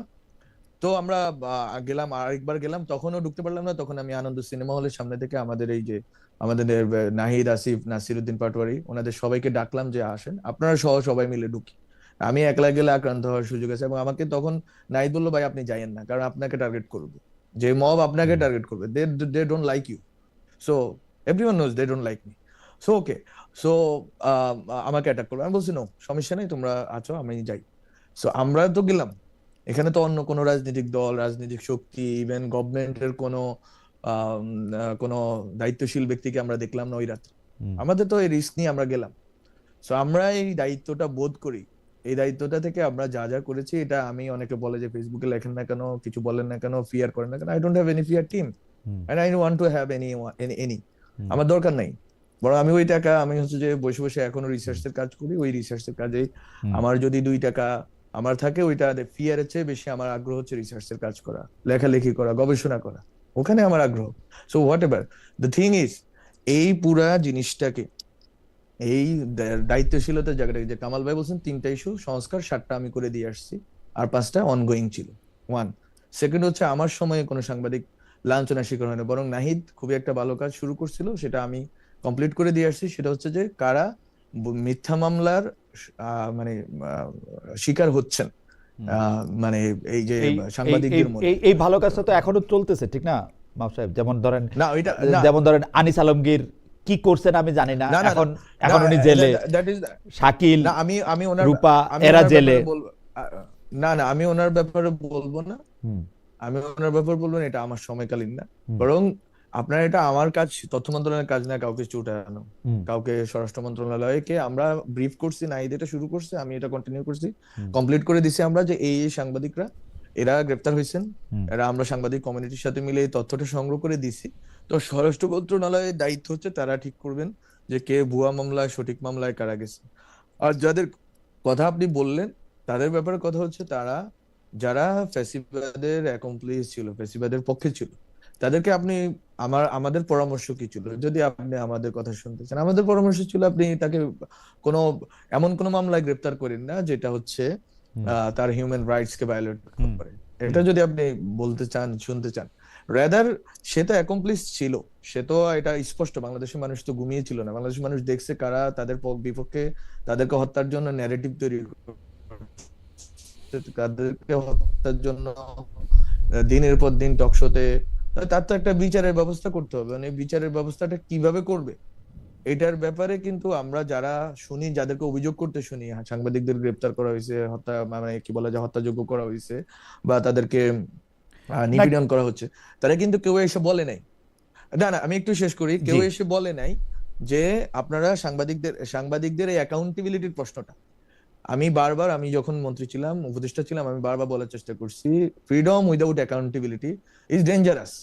আমরা ইউএন কে, আমি নিজে ইউএন কে চিঠি লিখছি একটা ফ্যাক্ট ফাইন্ডিং কমিটি করে দেওয়ার জন্য, যাতে আপনারা কি বলে, গত 15 বছর ফেসিবাদের আমলে যারা ফেসিবাদকে সহযোগিতা করছে তাদের জন্য, তাদের ব্যাপারে যাতে একটা আমরা ফ্যাক্ট ফাইন্ডিং পাই, যে তা কারা কারা সহযোগিতা করছে, তাদের ব্যাপারে কি উদ্যোগ নেওয়া যায়, রিকনসিলিয়েশনটা কেমনে করা যায়, তারা কি অ্যাপোলজি করবে নাকি করবে না, সবকিছু নিয়ে এই চিঠিটা 1 মাস ধরে চললো। এরপর এটা আর কার্যকর হলো না, তখন ওখানকার ইউএন বডি থেকে বলা হলো যে আমরা একটা কোড অফ কন্ডাক্ট তৈরি করতে চাই, and that code of conduct is nowhere till now. So এখানে অনেকগুলো স্টেক হোল্ডার জড়িত। আমি এই জন্য বারবার বলছি, history, let history speak. The thing is, এই সাংবাদিকদের বিষয়টা আমরা যদি ইউএন ফ্যাক্ট ফাইন্ডিং কমিটি যদি এটা করতো, যেটা আমি চিঠি নিজে লিখছি, আই হ্যাভ দ্যাট লেটার, এবং ওই চিঠি লেখার পরে ওই চিঠি অনুযায়ী যদি ফ্যাক্ট ফাইন্ডিং হইতো, 3 মাস আমাদের টাইমলাইন ছিল, জুলাইতে আমি চিঠিটা লিখছি, আগস্ট, সেপ্টেম্বর, অক্টোবরের মধ্যে এটা হবে, হওয়ার পরে এটা ঠিক হবে যে কোড অফ কন্ডাক্ট কিভাবে হবে, সংবাদ মাধ্যমগুলো একই সাথে স্বাধীন, একই সাথে দায়িত্বশীল কিভাবে ভূমিকা পালন করবে, এই জন্য আমি এই কাজটা করছি। এবং তখন যারা ছিলেন, যারা ওখানে ইউএনএসকোর সাথে বা অন্যদের সাথে মিটিং, আমি এটা বারবার বলার চেষ্টা করছি যে কোড অফ কন্ডাক্টটা সাংবাদিকদেরকেই তৈরি করতে দেন, প্রত্যেকটা হাউসে তৈরি করুক, যে তারা সাংবাদিকতার ক্ষেত্রে দায়িত্বশীলতা প্লাস যে তাদের স্বাধীনতা কিভাবে নিশ্চিত করবেন, এটা আমি বারবার আমার মানে বিভিন্ন না, কিন্তু এই যে একটা সত্য, এই যে একটা কথা যে আপনি বলেন জানেন মাহফুজ সাহেব, এটা আমি আপনাকে একটু বলি যে এই যে হত্যার নেরেটিভ তৈরি করা, এখন হত্যার নেরেটিভ তৈরি করা বা হত্যাযোগ্য করে তোলা, এই কথাটা এত ব্রড, মানে আপনার তো আলাদা করে কিছু বলার নাই, আপনাকে কিন্তু আসলে হত্যার নেরেটিভের জন্য দায়ী করা, হত্যাযোগ্য করা, সেটা আপনার ক্ষেত্রেও বহুবার হয়েছে। এইটা কি আসলে করাটা ঠিক হয়েছে? যে ধরেন আপনি একটা লোক একটা পক্ষ নিছে, যেই পক্ষটা আসলে ফেসিবাদের সরাসরি পক্ষে গেছে, আপনি তার বিরুদ্ধে স্পেসিফিক কিছু করেন, সে তো ফেসিবাদের পক্ষে এমনি এমনি যায় নাই, সে দুর্নীতির কারণে গেছে, সে অন্যান্য অনেক কিছু করছে বলেই সে এখানে গেছে, সে কোনো আদর্শগত কারণে কাউরে সাপোর্ট করে নাই। তো আপনি তার সেইটা দেখেন যে সেইটা কইরা সে কি সুবিধা নিছে, আপনি তার বিরুদ্ধে হত্যা মামলা দিতেছেন। আপনি দেখেন এই শাকিল রূপা থেকে শুরু করে আনিস আলমগীর, শ্যামল দত্ত, মোজাম্মেল বাবু প্রত্যেকের ক্ষেত্রে একই কথা কিন্তু সত্য। এগুলি আপনারা কেন করতেছেন আপনি বলেন? না আমরা শুনেন, এখানে হচ্ছে যে আপনি যেভাবে বললেন, আমি তো এই কথাটা বললাম, আমি একজন লয়ার স্টুডেন্ট এবং আমরা সারা জীবন এই আওয়ামী লীগের হিউম্যান রাইটস অ্যাবিউজের বিরুদ্ধে কথা বলছি। আমরা আজকে হুট করে হিউম্যান রাইটস অ্যাবিউজার হয়ে যাইতে পারি না। সো আমাদের পজিশনটা খুবই ক্লিয়ার ছিল। যদি আমাদের কাছ থেকে শুনতে চান, আমাদের কাছে হচ্ছে যে কোনো একটা ফ্রেমওয়ার্ক, লিগ্যাল ফ্রেমওয়ার্কের আন্ডারে ওনাদের শাস্তির ব্যবস্থা করতে হবে, ওনাদের অ্যাকাউন্টেবিলিটির ব্যবস্থা করতে হবে, ট্রান্সপারেন্সির ব্যবস্থা করতে হবে। সাংবাদিকরা প্রশ্নহীন থাকতে পারবে না, রাজনৈতিক নেতারা প্রশ্নহীন থাকা যেরকম সঠিক না। আপনি আমাকে প্রশ্ন করতেছেন, আমারও আপনার অধিকার থাকা উচিত আপনাকে প্রশ্ন করার, আপনার প্রতিষ্ঠানকে প্রশ্ন করার। অবশ্যই 100%। দ্যাট ইজ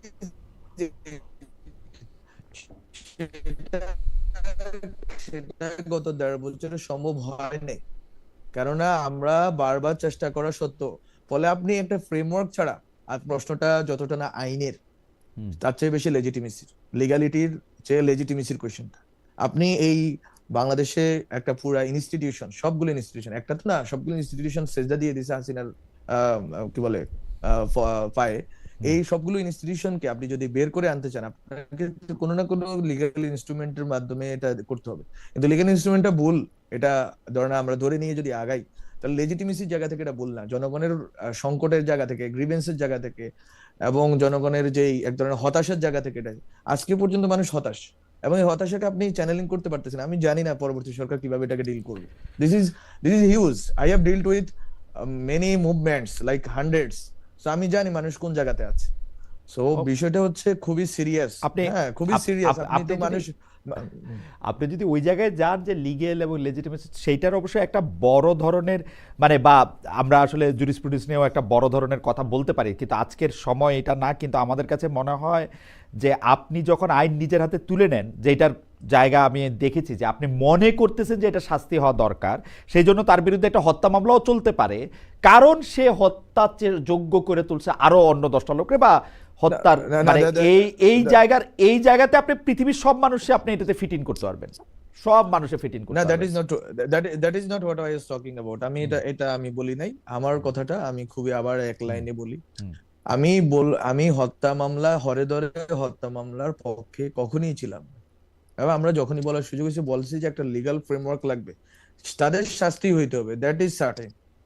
তাদের অ্যাকাউন্টেবিলিটি নিশ্চিত করতে হবে, তাদের ব্যাপারে। দুইটা কিন্তু দুই কথা বলতেছেন মাহফুজ সাহেব। আপনি বলতেছেন তাদের শাস্তি হইতে হবে, আপনি তো বিচারক না। আপনি তাদের অ্যাকাউন্টেবিলিটি নিশ্চিত করতে হবে, তাদের বিরুদ্ধে অভিযোগ গঠন হবে, সেটা কিন্তু অন্য কথা। আপনি কিন্তু ওই 2013 সালে শাহবাগের মতো কথা বলতেছেন, ফাঁসি চাই ফাঁসি চাই। আপনি শাস্তি নিশ্চিত করতে হবে, এটা আপনি কেমনে বলবেন? আপনি তো ইউ আর নট, আপনি তো জাজ না মাহফুজ।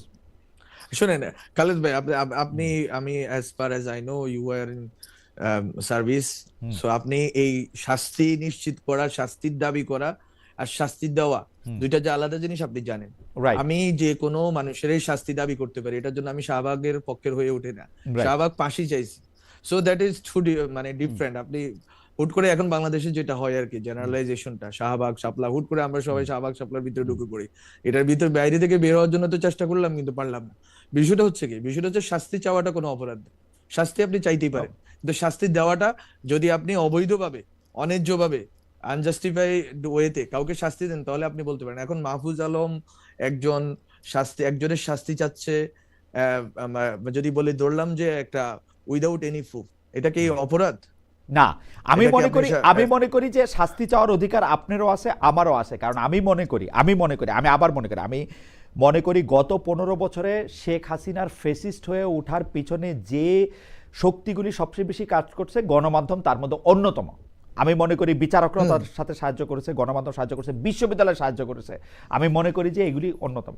কিন্তু আপনি যখন তার বিরুদ্ধে অভিযোগ গঠন করবেন, তার মধ্যে একটা মিথ্যা অভিযোগ গঠন করবেন কিনা, সেইটা হচ্ছে আমার কথা। কারণ তার বিরুদ্ধে হত্যার অভিযোগ, মিথ্যা অভিযোগের পক্ষে, স্পেসিফিক হত্যার অভিযোগ আনা হয়েছে সাংবাদিকদের বিরুদ্ধে। না, মিথ্যা অভিযোগের পক্ষে আমি না। 18 মাস ধরে কারাগারে। যদি আমি স্পষ্টভাবে বলি, মিথ্যা অভিযোগের পক্ষে আমি না। ওকে, বরং আমি চাই যে আপনি পক্ষে থেকে হেল্প করতেছেন না, কারণ ডক্টর মোহাম্মদ ইউনূস মিথ্যা অভিযোগের পক্ষে। ডক্টর মোহাম্মদ ইউনূস পক্ষে, তার আইন উপদেষ্টা আসিফ নজরুল পক্ষে, তারা পক্ষে, সেই জন্য তারা এটা থেকে সরাইতেছে না। আমি তাদের বারবার বলছি, তাদের জিজ্ঞেস করছি, তাদের জানতে চাইছি যে আপনি তাদের বিরুদ্ধে হত্যা মামলা দিতেছেন কেন, স্পেসিফিক অভিযোগ আছে তো তাদের বিরুদ্ধে, আপনি যাদের বিরুদ্ধে না, প্রত্যেকের বিরুদ্ধে অভিযোগ আছে, কিন্তু দেওয়া হয়েছে হত্যা মামলা, এবং বলে কি জানেন, বলে যে আমরা দেই নাই, দিছে অন্য কেউ। না, এখানে হচ্ছে যে আমি তো বললাম একটা অভ্যুত্থান পরবর্তী অবস্থায় আপনি যখন পুরো দেশটা ভেঙে পড়তেছে, প্রত্যেকটা প্রতিষ্ঠান ভেঙে পড়তেছে, তখন অনেকগুলো ব্যবস্থা নেওয়া হয়েছে। আপনি ধরেন না, আপনি আজকে একজন অপরাধীকে ধরবেন, এখন এটা তো হচ্ছে লিগাল, আপনি যতটা না গভর্নমেন্টকে দায়ী করতেছেন, তার চেয়ে আমি যদি বলি, এটা অ্যাবস্ট্রাক্ট শোনাবে, বাট দিস ইজ ট্রু, আমি লয়ার স্টুডেন্ট হিসেবে বলি, তার চেয়ে বেশি হচ্ছে আমাদের লিগাল প্রসিডিউরের প্রবলেম।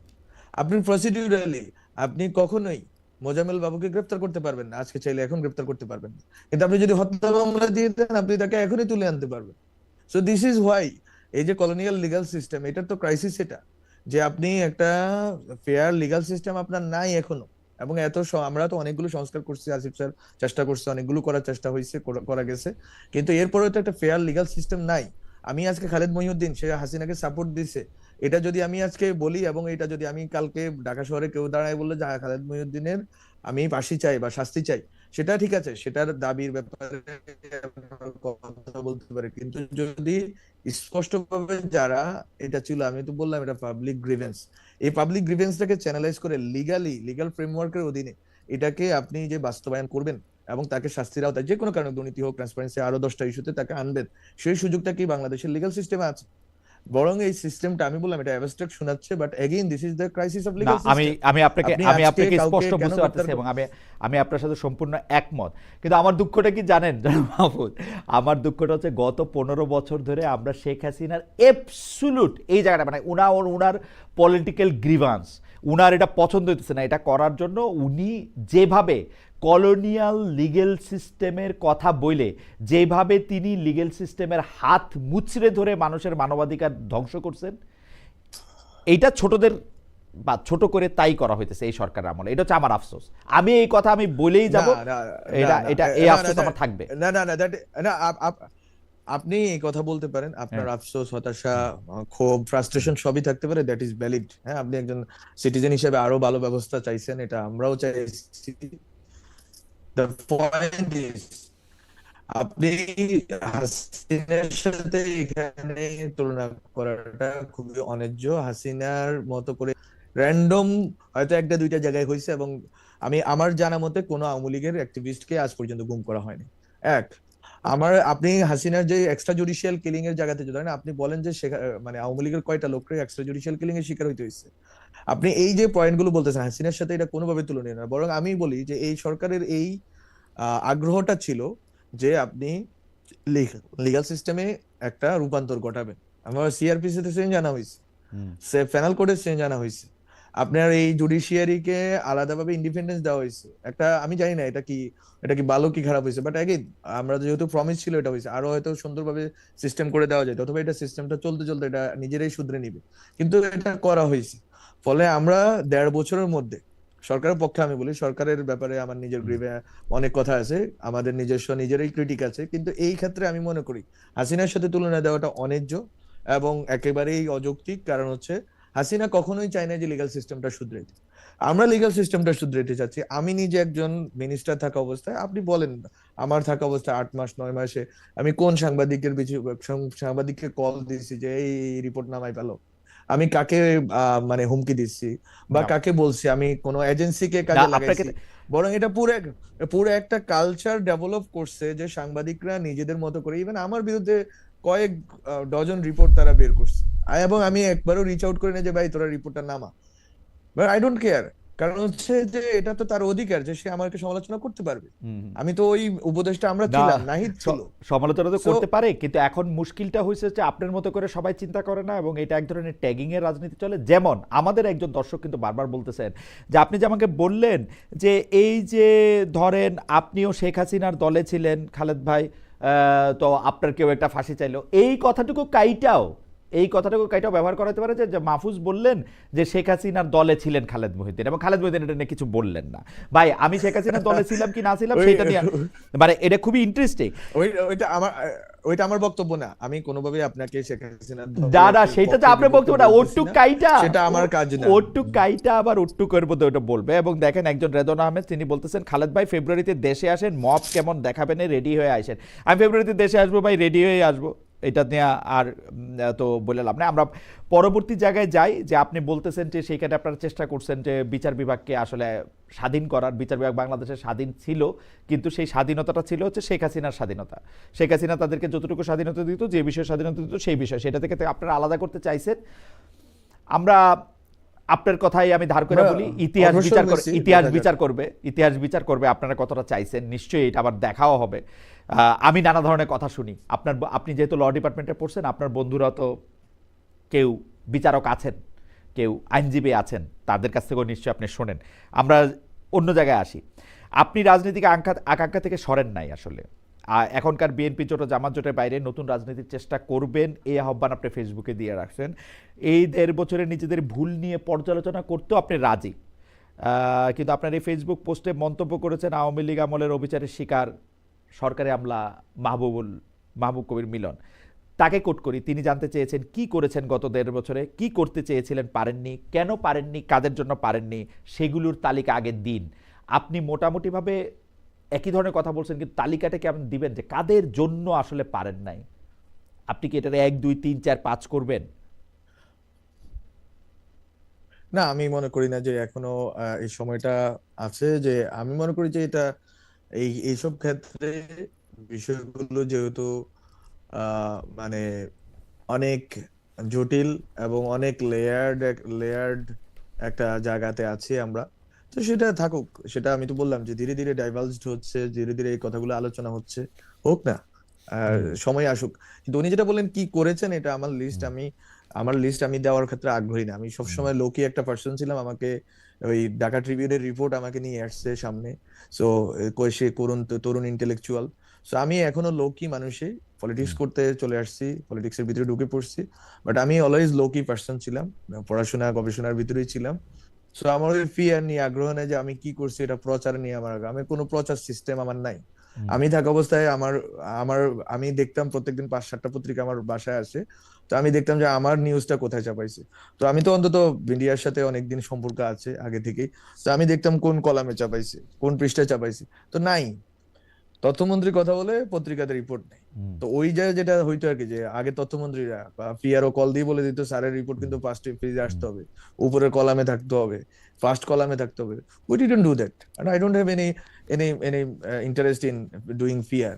পাবলিক রিলেশনস যেভাবে করে, ফটোকার্ড বানায়, বিভিন্ন পেজ বানায়, ওইরকম আমার আগ্রহ নেই। কিন্তু আমি কাজ করছি কিনা এটা, যেহেতু গভর্নমেন্ট যখন এই কাজগুলো জমা দিবে, সংস্কারের কাজগুলো জমা দিবে, এবং আমি যে কথাগুলো আসলে পিয়ারও না মাহফুজ, আমি অনেকদিন ধরে সাংবাদিকতা আছি তো 29 বছর ধরে, আসলে ব্যাপারটা পিয়ারও না, কে কত ইন্টারেস্টিং কথা বলে। যেমন ধরেন আপনার থেকে লোয়ার পোর্টফোলিও হইলেও শফিক ভাইকে অনেক বেশি কোট করা, কারণ শফিক ভাই তর্কিত বিতর্কিত অনেক বিষয়ে কথা বলেন, সব বিষয়ে কথা বলেন, যে কোনো জায়গায় নিয়ে যে কোনো বিষয় নিয়ে তিনি কথা বলতে পারেন, উড়াই দিতে পারেন, শাক করতে পারেন, মিথ্যা বলতে পারেন, কিছু সময় মিথ্যা না বলতে পারেন, মিথ্যা বলতে পারেন। শফিক ভাই আবার একটু রাগ করবেন, শফিক আমি আপনাকে একটু বলি যে আপনি কিন্তু মিথ্যা বলেন আর কি, হ্যাঁ ঠিক আছে, এটা মনে রাখেন। তো মিথ্যা বলতে পারেন, তো এইগুলি হচ্ছে পত্রিকার জন্য মানে খুব ক্যাচি আইটেম। আপনি সেরকমভাবে আসলে কখনো এরকম বিতর্কের জন্ম দেন নাই, আপনার সেই জন্য একটা হইতে পারে। কিন্তু আপনি যেগুলি করছেন, ফেসবুকে পোস্ট দিয়েছেন, সেটা নিয়ে আমি আপনাদের বলি। ফেসবুকে আপনারা পোস্ট কখনো সরিয়ে নিয়েছেন, কখনো সম্পাদনা করেছেন, কখনো পোস্টের কার্যকারণ তুলে ধরে নতুন ধরনের পোস্ট দিয়েছেন। এর মধ্যে অখণ্ড বাংলার মানচিত্র, যা পরে আবার সরিয়ে নেন, কিন্তু এর প্রতিবাদ করেছে আবার ভারত সরকার, আপনি জানেন। আবার জামায়াত শিবির, তৌহিদি জনতার সমালোচনা করে আপনি পোস্ট দিয়েছেন, আবার এগুলি সম্পাদনা করেছেন। আবার তারা যখন আপনার পোস্টে কঠোর সমালোচনা নামে, তখন আপনি তাদের প্রতি বন্ধুত্বের হাত বাড়াতে চান, বলেন হুমকি নয় সতর্ক করতে চান। আপনি আপনার সম্পর্কে বলা হয় যে বিগত 1.5 বছরে আপনি রাজনৈতিক দিক দিয়ে একটা স্থিতির মধ্যে আসতে পারেন নাই। মানে আপনি একটু তরল, একটু লিকুইড ফর্মে ছিলেন, একটু ভোলাটাইল ছিলেন, ও তরলের চেয়েও বেশি। মানে আপনি আসলে নিজের জায়গাটাই সবসময় খুঁজে বেড়াইছেন, ফেসবুকে পোস্ট দেওয়া সরাইছেন, যেটা বলতে চাইছেন সেইটা আবার পরে দেয়া কারেকশন করছেন। এইটা কেন, মানে এইটার কারণটা কি, এইটা সম্পর্কে কি বলবেন জনাব মাহফুজ? বরং আমি মনে করি যে আসলে ফেসবুকে যে অ্যাক্টিভিজম, এই অ্যাক্টিভিজমটা আসলে একটা একটা ব্যাকরণ মেনে চলে।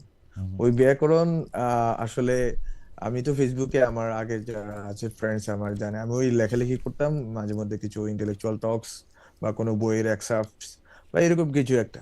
তো আমি পলিটিক্যাল এই যে মেসেজিং জিনিসটা, এটাতে তো এই ব্যাকরণ তো আমার নাই, জানা নাই। এটা একটা আমি মনে করি যে একটা জায়গা হয়েছে। আমার চেয়ে কঠোর কথা আরো বিতর্কিত জিনিস বলে অনেকের ব্যাপারে এই অভিযোগ নাই, যেটা আমার 4-5টা স্ট্যাটাসের ব্যাপারে আছে। সো ইট ইজ অ্যাবাউট যে আপনি আসলে কিভাবে মেসেজিংটা করেন, পলিটিক্যাল মেসেজিংটা করেন। বাট যেটা বললেন স্থিরতা বা তরলতার বিষয়ে, সেটা আমি বলবো যে I was always consistent in my philosophy এবং ইডিওলজি। এটা আমার খুবই কনসিস্টেন্ট পাথ, সেটা অনেক বছর ধরেই। অবশ্যই আমি ইভলভ করতেছি, আমার অনেক চিন্তা ইভলিউশন করছে, অনেক বাস্তবতার ভিতর দিয়ে আমি আরো হয়তো চেষ্টা করতেছি নিজেকে গুছিয়ে নেওয়ার জন্য, সাজিয়ে নেওয়ার জন্য। আমি মনে করি এটা একটা জার্নি, এই জার্নিতে আমি আছি। কেউ যদি স্থির বিশ্বাসে বিশ্বাসী হয়ে যায়, তাহলে তার আর কোনো পলিটিক্যাল ফিলোসফিক্যাল জার্নি থাকে না। সো আপনি ওই তরল যেটা বলছেন, that is good for me, fluidity থাকা তো ভালো। হুম।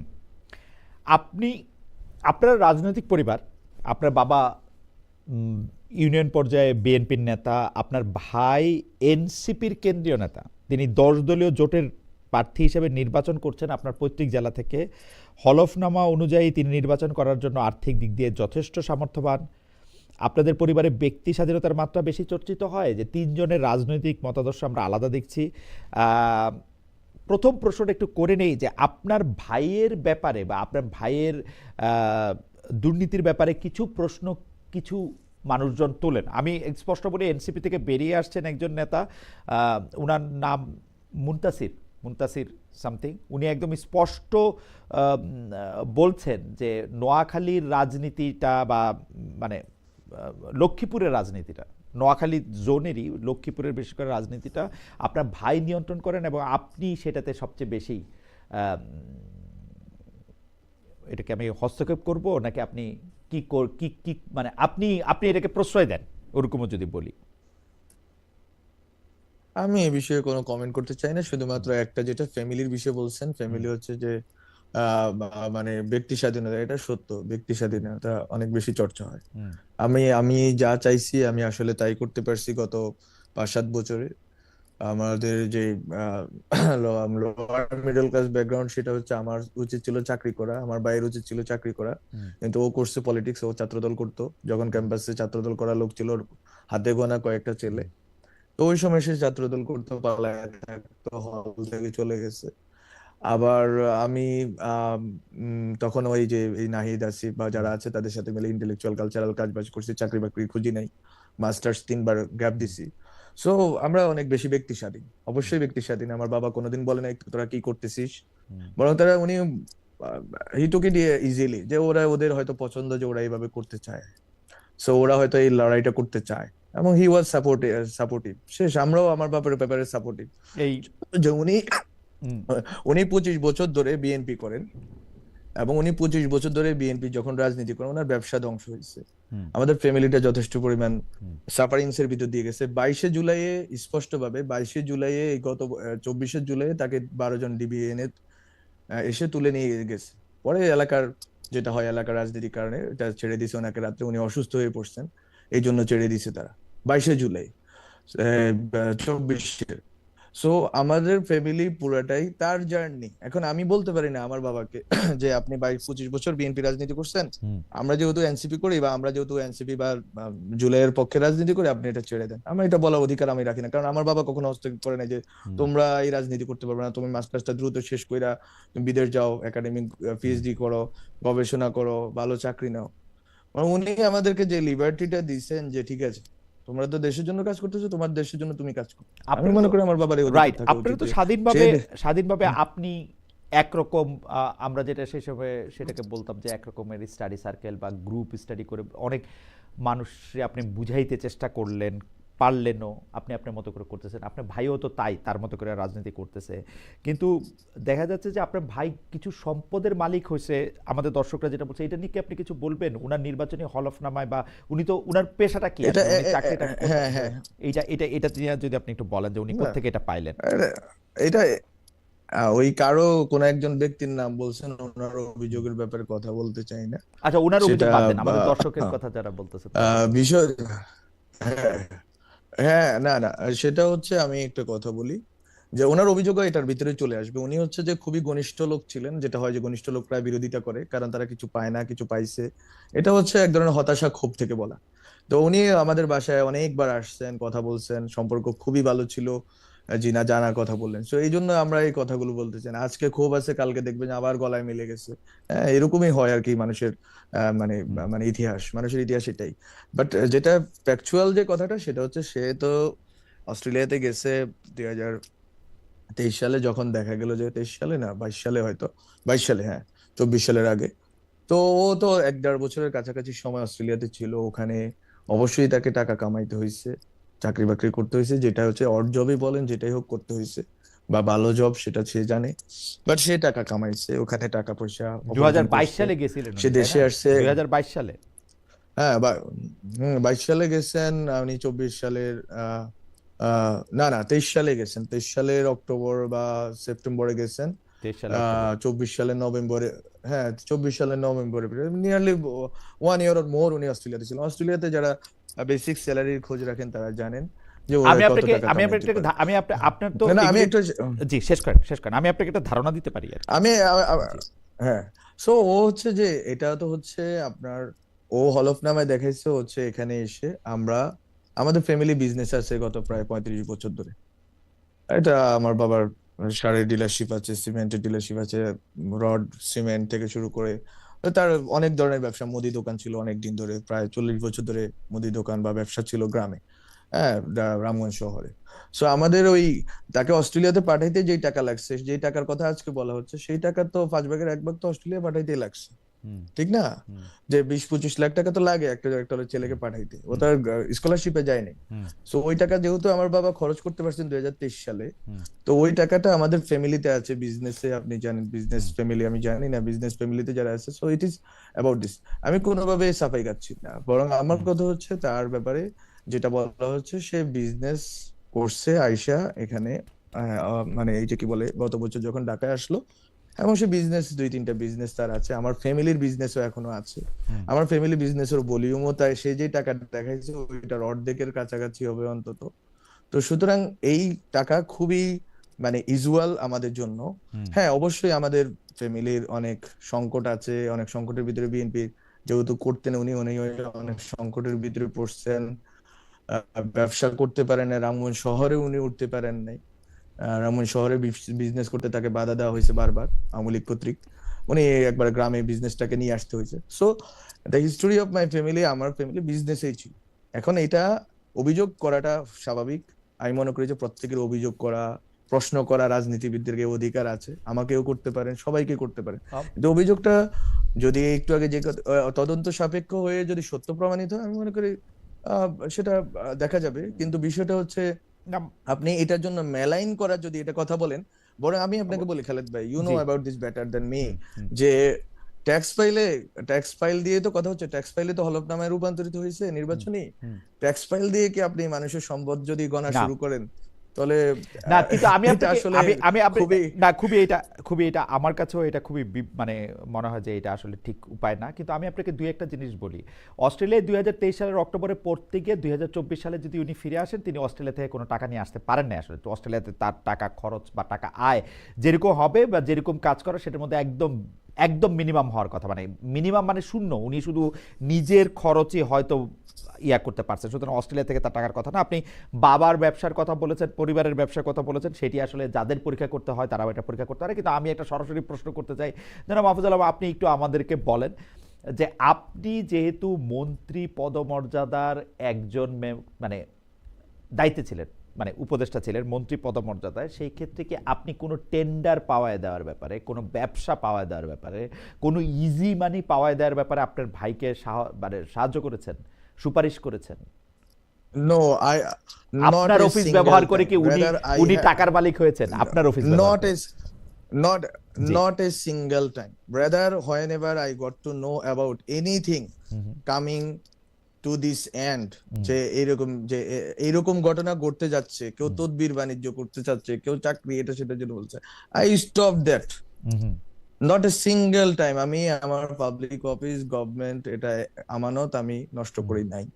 এবং এবং এন্ড দিস কাউকে ওয়াজ করতে মাই, অ্যালাউ করেন নাই, কাউকে করতে অ্যালাউ করেন নাই। নো ওয়ে, নো ওয়ে, আমি হুম, অ্যালাউ করি না। এবং অ্যালাউ করতে আমি এটা আমার নৈতিকতার জায়গা থেকে আমি আমার এই পজিশনটা ধরে রাখছি বলে আজকে আমি একা দাঁড়াই আছি। আমি একা দাঁড়ায় থাকার সামর্থ্য এই জন্যই আছে, হুম, হুম, কারণ আই ডিড নো রং।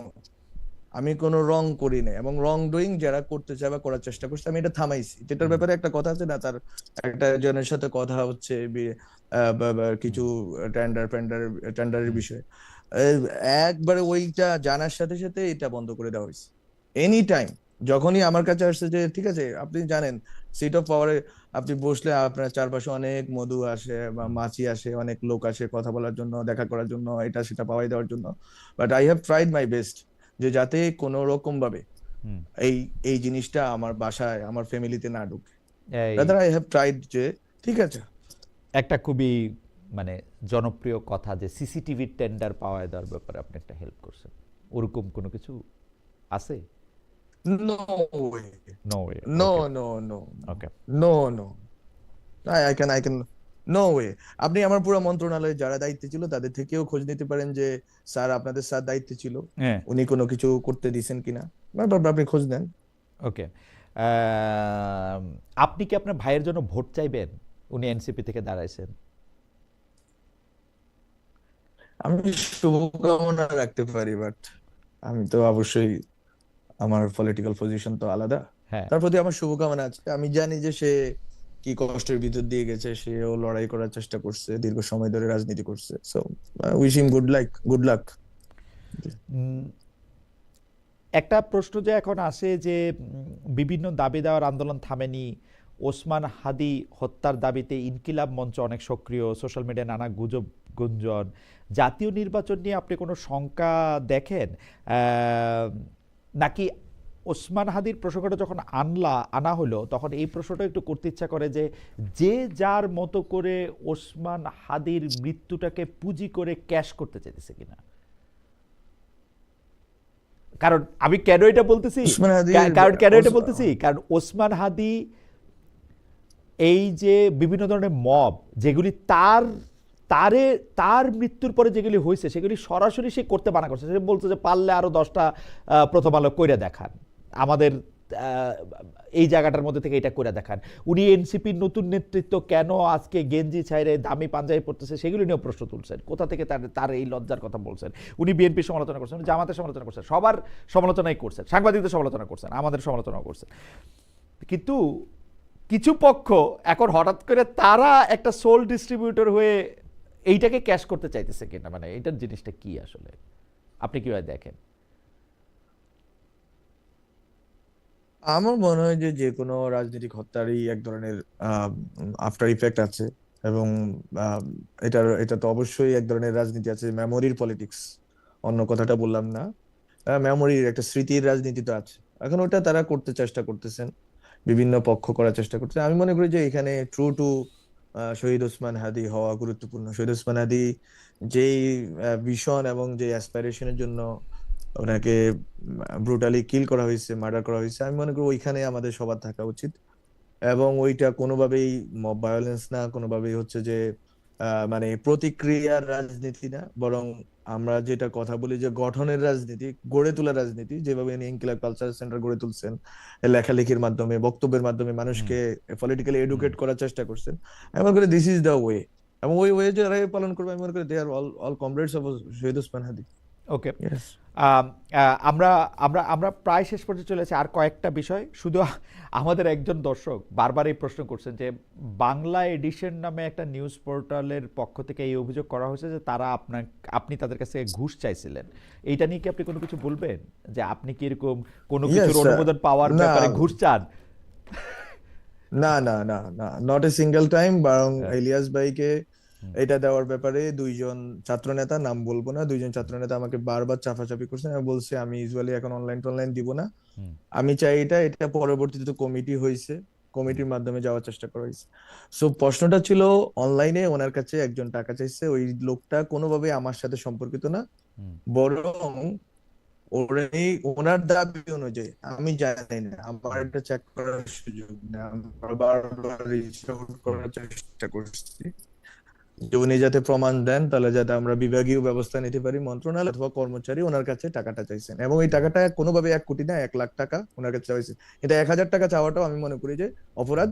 ফলে উনি যদি প্রমাণ উপস্থাপন করেন, আজও যদি উপস্থাপন করেন, হুম। যেটার সাথে আমার ব্যক্তিগত কোনো সংযোগ নাই, ওই অফিসার আমার সময় নিয়োগ পাওয়া না, ওই অফিসারের সাথে আমার কোনো যোগাযোগ নাই, আমার অফিসার মানে আমার যারা পিএস এপিএস পিও ছিল তাদের যোগাযোগ নাই, উনি যদি প্রমাণ উপস্থাপন করেন, আমি কালকেই তথ্য উপদেষ্টাকে, যিনি আছেন দায়িত্বে, ওনাকে পাঠিয়ে বিভাগীয় তদন্তের ব্যবস্থা করব। এটা হচ্ছে খুবই ক্লিয়ার। উনি একটা মিথ্যা কথা বারবার বলে এটাকে সলিড করার চেষ্টা করতেছেন, that is not true.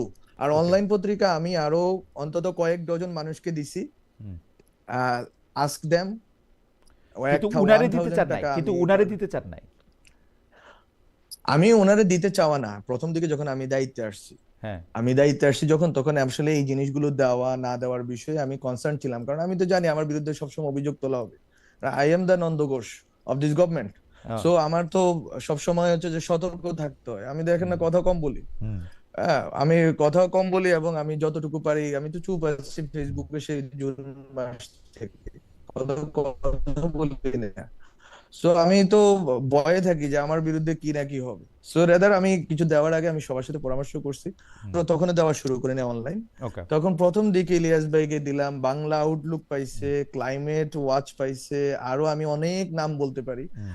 Ask them যে আমি 1 টাকা কারো কাছে চাইছি কিনা। হুম। আমি তো অনেকের ওকে। নামও জানি না, যে আমাকে বলছে হ্যাঁ এই ভালো লোক, হুম। হ্যাঁ ওই ভালো লোক, ও অনেকদিন ধরে অনলাইন চালাচ্ছে, ও 10 বছর ধরে চালাচ্ছে, ও পরিশ্রম করছে, আমলিক তাকে দেয় না। 14 বছর আগে একটা আবেদন হয়েছে এক লোকের, হ্যাঁ ও নাকি আমরা দিলাম। তো হুম। আমি কারো কাছে টাকা চাই না। ইলিয়াস হোসেন, যিনি হচ্ছে যে মানে মানুষের একটা পার্সোনাল কথা পর্যন্ত হচ্ছে যে একটা বড় 1 ঘন্টার ভিডিও করে ফেলেন যেটা হুম। নিয়ে, ওনার কাছে আমি টাকা চাইবো? আমার এত সাহস হয়ে গেছে না? খুবই ইন্টারেস্টিং ওনার আর্গুমেন্টটা।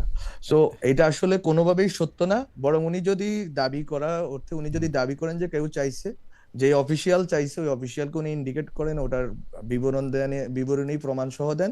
আমি এখনো সুযোগ আছে আমার বলার, আমি সরকারের যারা উপদেষ্টা, যিনি উপদেষ্টা আছেন, তাকে বলবো যে বিভাগীয় তদন্তের ব্যবস্থা করতে, যেটা আমরা বিটিভির যে কর্মকর্তারা দুর্নীতিগ্রস্ত ছিলেন তাদের ব্যাপারে বিভাগীয় তদন্ত করে তাদের বিরুদ্ধে ব্যবস্থা নিয়েছি। ওকে। সো দিস মানে এইটার ব্যাপারে আপনি, ক্লিয়ার। এটার ব্যাপারে আপনি এটার ব্যাপারে আপনি পরিষ্কার।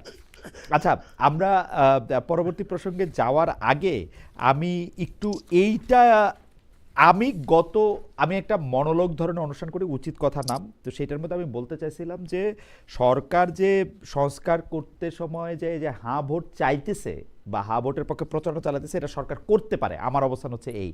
আপনার কি মনে হয় যারা মাহফুজ আলম, আপনি কি মনে করেন যে সরকারের পক্ষ থেকে কি, সরকার যেহেতু নির্বাচনকালীন সময়ের সরকার, তারা কি একটা গণভোটের ব্যাপারে একটা অবস্থান নিতে পারে, মানে হ্যাঁ ভোটের পক্ষে মনে প্রচারণা হয় চালাতে পারে? আমার মনে হয় দেয়ার প্রেসিডেন্ট নজির আছে যে এটা করা যায়। এখন এটা তো হচ্ছে এইটা একটা transitional government, it is not hmm. Like any other government, এটা হুম। Transitional government. হুম। এটার মানে মানে রিজন দেখে, মানে এটা মানে এটা যেই মানে টিকে থাকার মানে যদি একটা রিজন থাকে, এই রিজনটা হচ্ছে যে এটা রিফর্ম ডেলিভারি করবে, হুম। যেটা সে করতে পারে নাই। হুম। করতে পারে না দেখে তো গণভোটের মাধ্যমে আরেকটা নির্বাচিত সরকারের হাতে তুলে দিচ্ছে। তো I think they can do it, but with মানে আরো হয়তো কনসিডারেশনস গুলো নেওয়া উচিত ছিল, যে হুম। এত ম্যাস না করে, যেটাকে আরো আমি মনে করি যে আরো কনসিডারেশনস থাকা ভালো ছিল আর কি। কিন্তু এটা করা যাইতে পারে, আমি মনে করি এটা অবৈধ না, এটা অনুচিত না। এটাই তার কারণ, নাহলে এই গভর্নমেন্ট থাকে না হুম। রিফর্ম ছাড়া এবং রিফর্মের ম্যান্ডেট ছাড়া। আচ্ছা, একটা প্রশ্ন করি যে আমরা কিন্তু অনেক সময় দেখছি যে আপনি যেসব বিষয়গুলি মানে মানুষের সামনে আনেন, সেই সব বিষয়গুলি নিয়েই আসলে আপনার যারা সহযোদ্ধা আছেন, সহকর্মী আছেন, যারা আপনাকে আপনার, আমি অনুযায়ী বলবো যে যারা আপনার ছোট ভাইরা আছেন, তারা আপনাকে আসলে একটু ফলো করেন। তো এখন আপনার ছোট ভাইদের মধ্যে একটা বড় অংশ, আপনি জামাতে যাবেন না, নারী নেত্রীদের মধ্যে থেকে যারা পরিচিত মুখ, তাদের মধ্যে অনেকে জামাতের সঙ্গে গেলে নির্বাচনই করবেন না বা স্বতন্ত্র নির্বাচন করবেন, এরকম অবস্থার পরেও এনসিপি, মানে জনাব নাহিদ ইসলাম মনে করলেন যে তিনি আসলে জামাতের সাথে যাবেন। এখন তারা যে জনাব নাহিদ ইসলাম, জনাব নাসিরুদ্দিন পাটোয়ারি, জনাব হাসনাত আবদুল্লাহ, জনাব সার্জিস আলম, তারা যে বক্তব্যগুলি দিচ্ছেন, সেই বক্তব্যগুলির আগের বয়ান থেকে যে একটা মধ্যপন্থা রাজনৈতিক দল থেকে, তো তাদের ডেফিনেটলি একটু আলাদা বয়ান তৈরি করতে হচ্ছে। সেই বয়ানগুলিকে আপনি কী হয় দেখেন, নাকি নতুন কোনো বয়ানই আপনি দেখেন না? মানে সেটা আসলে কি? যেমন এনসিপি প্রথমেই বলতেছে যে জামায়াতের সঙ্গে তার হচ্ছে আদর্শিক জোট। এখন আদর্শিক জোটটা কি, এটা আমি, আদর্শিক জোট না সেটা কি আসলে আমি এটা বুঝি না। মানে মানে জোট আদর্শ ছাড়া কেমনে হয়? এটা তো আদর্শ থাকতেই হবে, তাই না? এটা তো আপনার কাছে কি মনে হয় যে তাদের এখন পলিটিক্যাল উপস্থাপনাটা কি, জনগণের কাছে তাদের ভোট চাইবার জায়গাটা কি? আমি দেখলাম Hasnat Abdullah is very smart. তিনি বিএনপি, তার যে প্রধান প্রতিদ্বন্দ্বী, তার বিরুদ্ধে আদালতে গিয়ে জিতে রাইটলি তিনি তাকে বসিয়ে দিতে পেরেছেন। কিন্তু অন্য জায়গায় যে আপনি এনসিপির হয়ে যাবেন, আপনার বলাটা কি আসলে? মানে আপনি বলতেছেন কি, কেন এনসিপির মানুষ ভোট দিবে?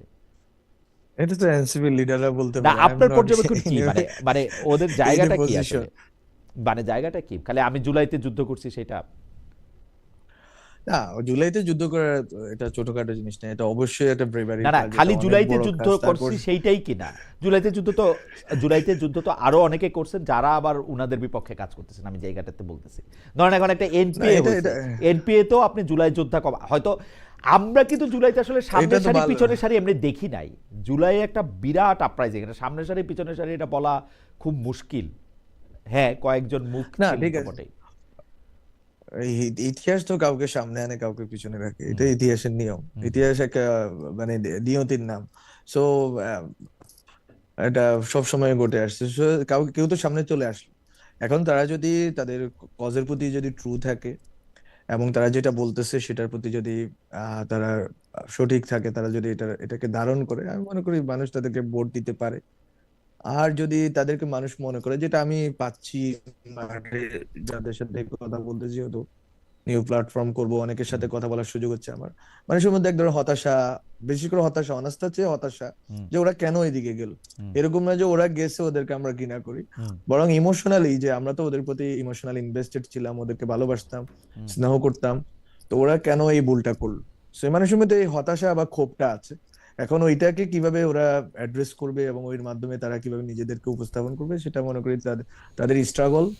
এবং এটা মনে করি একটা জটিল প্রক্রিয়া তারা ঢুকে পড়লো, যেটা জামাতের ব্যাপারে প্রথম থেকে বললাম। ওকে। হ্যাঁ, জামাতের ব্যাপারে আমি আর দুইটা প্রশ্ন মাত্র করব। আমি দর্শকদের কাছে জানতে চেয়েছিলাম যে আইসিসি সবাই ভোটে হার বাংলাদেশে, টি-20 বিশ্বকাপ খেলতে হলে যেতে হবে ভারতে। দর্শক, এতে বিসিবি রাজি হওয়া উচিত ছিল বলে মনে করেন কিনা? শতকরা 25% মনে করেন উচিত ছিল, শতকরা 75% মনে করেন উচিত ছিল না। 29,000 দর্শক এখানে ভোট দিয়েছে। আমি আপনার কাছে একটু প্রশ্ন করতে চাই যে আপনি এনসিপিতে গেলেন না, বা এনপিএ তো আপনি গেলেন না, যেটা মানে মানে নতুন রাজনৈতিক নেটওয়ার্কস ফর পিপলস অ্যাকশন যেটা হলো, যেখানে আপনার সাবেক সহকর্মীরা বা একসাথে যোদ্ধারা ছিলেন। আহ, কিন্তু আপনি আশা করতেছেন নতুন আরেকটা করবেন, মানে মানে আপনি আপনি কি মনে হয় কেন মানুষ আপনার কথা শুনতে আসবে যে আপনি এনসিপিতেও নাই, এনপিএতেও নাই? স্পষ্ট আপনি যখন রাজনৈতিক প্ল্যাটফর্ম করছেন তখন আপনার সহকর্মীরা আপনাকে ফেলে বা আপনাকে ছাড়া আরেকটা প্ল্যাটফর্ম করতেছেন। আমি মনে করি যে এটা তো অবশ্যই আমাকে আমার সাথে কেন আসবে, এখন যেই মানে গঠনটা হয়ে গেছে, যে মানে স্ট্রাকচার দাঁড়াচ্ছে, সেই স্ট্রাকচারটা হচ্ছে এরকম যে আসলে এনসিপি একটা সেন্টার রাইট টু রাইটিস্ট একটা পজিশনে নিজেদেরকে নিয়ে গেছে। এনপিএ মোর সেন্টার টু লেফটিস্ট একটা অর্গানাইজেশন, অথবা মানে এক্স লেফটিস্টদের অর্গানাইজেশন। আর যেটা আপ বাংলাদেশ আছে, এটা হচ্ছে এক শিবির বা হুম যারা হচ্ছে যে এরাও যারা রাইট টু রাইটিস্ট, হুম এই যে মানে ওই ফরমেশনের লোক। সো এখন সেন্ট্রিস্ট যে পজিশনের কথা আমরা বারবার বলে আসছি, আমরা নিউ পলিটিক্যাল সেটেলমেন্টের কথা বলে আসছি, আমরা বারবার বলছি শাপলা শাহবাগ বা এই যে হুম পুরাতন যে secularism versus Islam, Muslim identity versus Bengali identity, এই যে তর্কগুলা, হিস্টোরিক্যাল তর্ক অথবা ইকোনমিক তর্ক, যে আমাদের ইকোনমিক পলিসি কেমন হবে, সেক্ষেত্রে এনপিএ ভালো কথা বলার চেষ্টা করছে, সোশ্যাল ডেমোক্রেসির কথা বলতেছে, কিন্তু তারা এখনো ইকোনমিক পলিসির ক্ষেত্রে স্পষ্ট কোনো কিছু বলতে পারেনি। সো আমি মনে করি যে এখানে অনেক ধরনের যে এই যে প্রত্যেকটা রাজনৈতিক ফরমেশনের যে সংকটগুলো আছে, যেই মানে তারা যে এই জায়গাগুলোকে অ্যাড্রেস করতে পারতেছে না, এই জায়গাগুলোকে অ্যাড্রেস করার সুযোগ এখনো জুলাইয়ের পক্ষের কারো না কারো আছে, সেই জায়গাটা আমরা নিতে চাচ্ছি। এবং যে জায়গাটাতে আসলে সেন্টার রাইট টু লেফট সবাই আসার সুযোগ পাবে, বাট এগেইন এই জায়গাটা কিভাবে মোর, আমরা যেই কথা বলছি মোর ইনক্লুসিভ, যে ইনক্লুসিভিটিটা অন্য জায়গায় নাই, এখন সব জায়গায় এক্সক্লুসিভ হয়ে উঠতেছে, মোর ইনক্লুসিভ হওয়া যায়, মোর ডেমোক্রেটিক হওয়া যায়। আমরা যেটা বারবার বলছি পুরাতন বন্দোবস্তের বাইরে আসার ব্যাপারে, পুরাতন রাজনৈতিক দলগুলোকে চ্যালেঞ্জ করার বিষয়ে, এবং এট দ্য সেম টাইম একটা ভালো রাজনৈতিক বিকল্প তৈরি করার ব্যাপারে আমি মনে করি এখানে কাজ করার সুযোগ আছে, এখনো শেষ হয়ে যায় না। 71-এর পরে অনেক দল হয়েছে যারা একই সাথে মুক্তিযুদ্ধ করছে, কাঁধে কাঁধ মিলিয়ে তারা এই রাজনৈতিক বিরোধিতা করছে। বাট আমি মনে করি যে জুলাইয়ের ক্ষেত্রে এটা একটা সত্য জিনিস যে জুলাইয়ের পক্ষে অনেকগুলো প্ল্যাটফর্ম আছে, হবে, এবং সবগুলো প্ল্যাটফর্মই জুলাইয়ের ক্ষেত্রে বাংলাদেশের স্বাধীনতা, সার্বভৌমত্ব, অখণ্ডতার প্রশ্নে এক থাকবে, এবং আরো যে রাজনৈতিক কোশ্চেন গুলো আছে। ফলে এটা হচ্ছে যে আপনি কোন মানে কোন ব্লকে আছেন এই প্রশ্নটা প্রত্যেকে একটা ব্লক বেছে নিচ্ছে। কিন্তু আমি পার্সোনালি আমি আজকে সোয়াসে আমার একটা বক্তব্য আমি দিছি, ওইটা আজকে ইউটিউব পাইলাম, ইউটিউবে তারা আপ করছে। সো আমি ওখানেও বলার চেষ্টা করছি যে অভ্যুত্থান তো আসলে হচ্ছে যে এই বাইনারির ঊর্ধ্বে উঠে একটা করার চেষ্টা করা হয়েছে, আগের যে তর্কগুলো আছে এগুলোকে মীমাংসা করার চেষ্টা করা হয়েছে, এটা আমি প্রথম আলোতে বলছি। ফলে আমি যেই মানে যে ভীষণটা হোল্ড করি, বা আমি যে চিন্তাটা জারি করার চেষ্টা করছি বাংলাদেশ সোসাইটিতে, হয়তো আমি অনেক ক্ষেত্রে স্লিপ, মানে কি বলা যায়, মানে ভুল কিছু কথা বলছি, সেই জন্য আমি নিজেও অনেক ক্ষেত্রে মানুষের কাছে অ্যাকনোলেজ করছি যে এটা ভুল ছিল। বাট এই ইভলিউশনের পর্যায়ে আমি যে কথাগুলো বলছি ওগুলোকে ওন করে একটা কিছু করা ছাড়া আহ এটা আমার জন্য, আমি মনে করি যে এটা একটা দীর্ঘ মেয়াদী স্ট্রাগল আমি বেছে নিছি। এবং এটা যদি মানুষকে আশ্বস্ত করি, মানুষ যদি আস্থা পায়, মানুষ যদি মনে করতে পারে যে there is still opportunity to bring together a new platform or new political reality, তাহলে আমি কেন নয়, আমি কেন করব না, I will try my best. ওকে,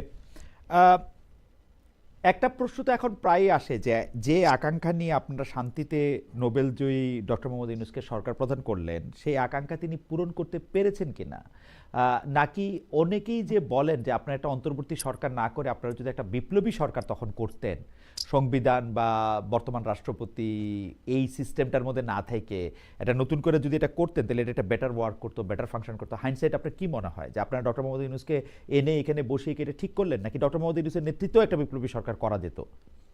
এটা তো ঠিক যে ডক্টর মোহাম্মদ ইউনূসের সাথে অনেক আগে থেকেই আলোচনাটা চলছিল, বা ডক্টর মোহাম্মদ ইউনূস এটা জানতেন অন্তত 3-4 দিন 5 দিন আগে থেকে।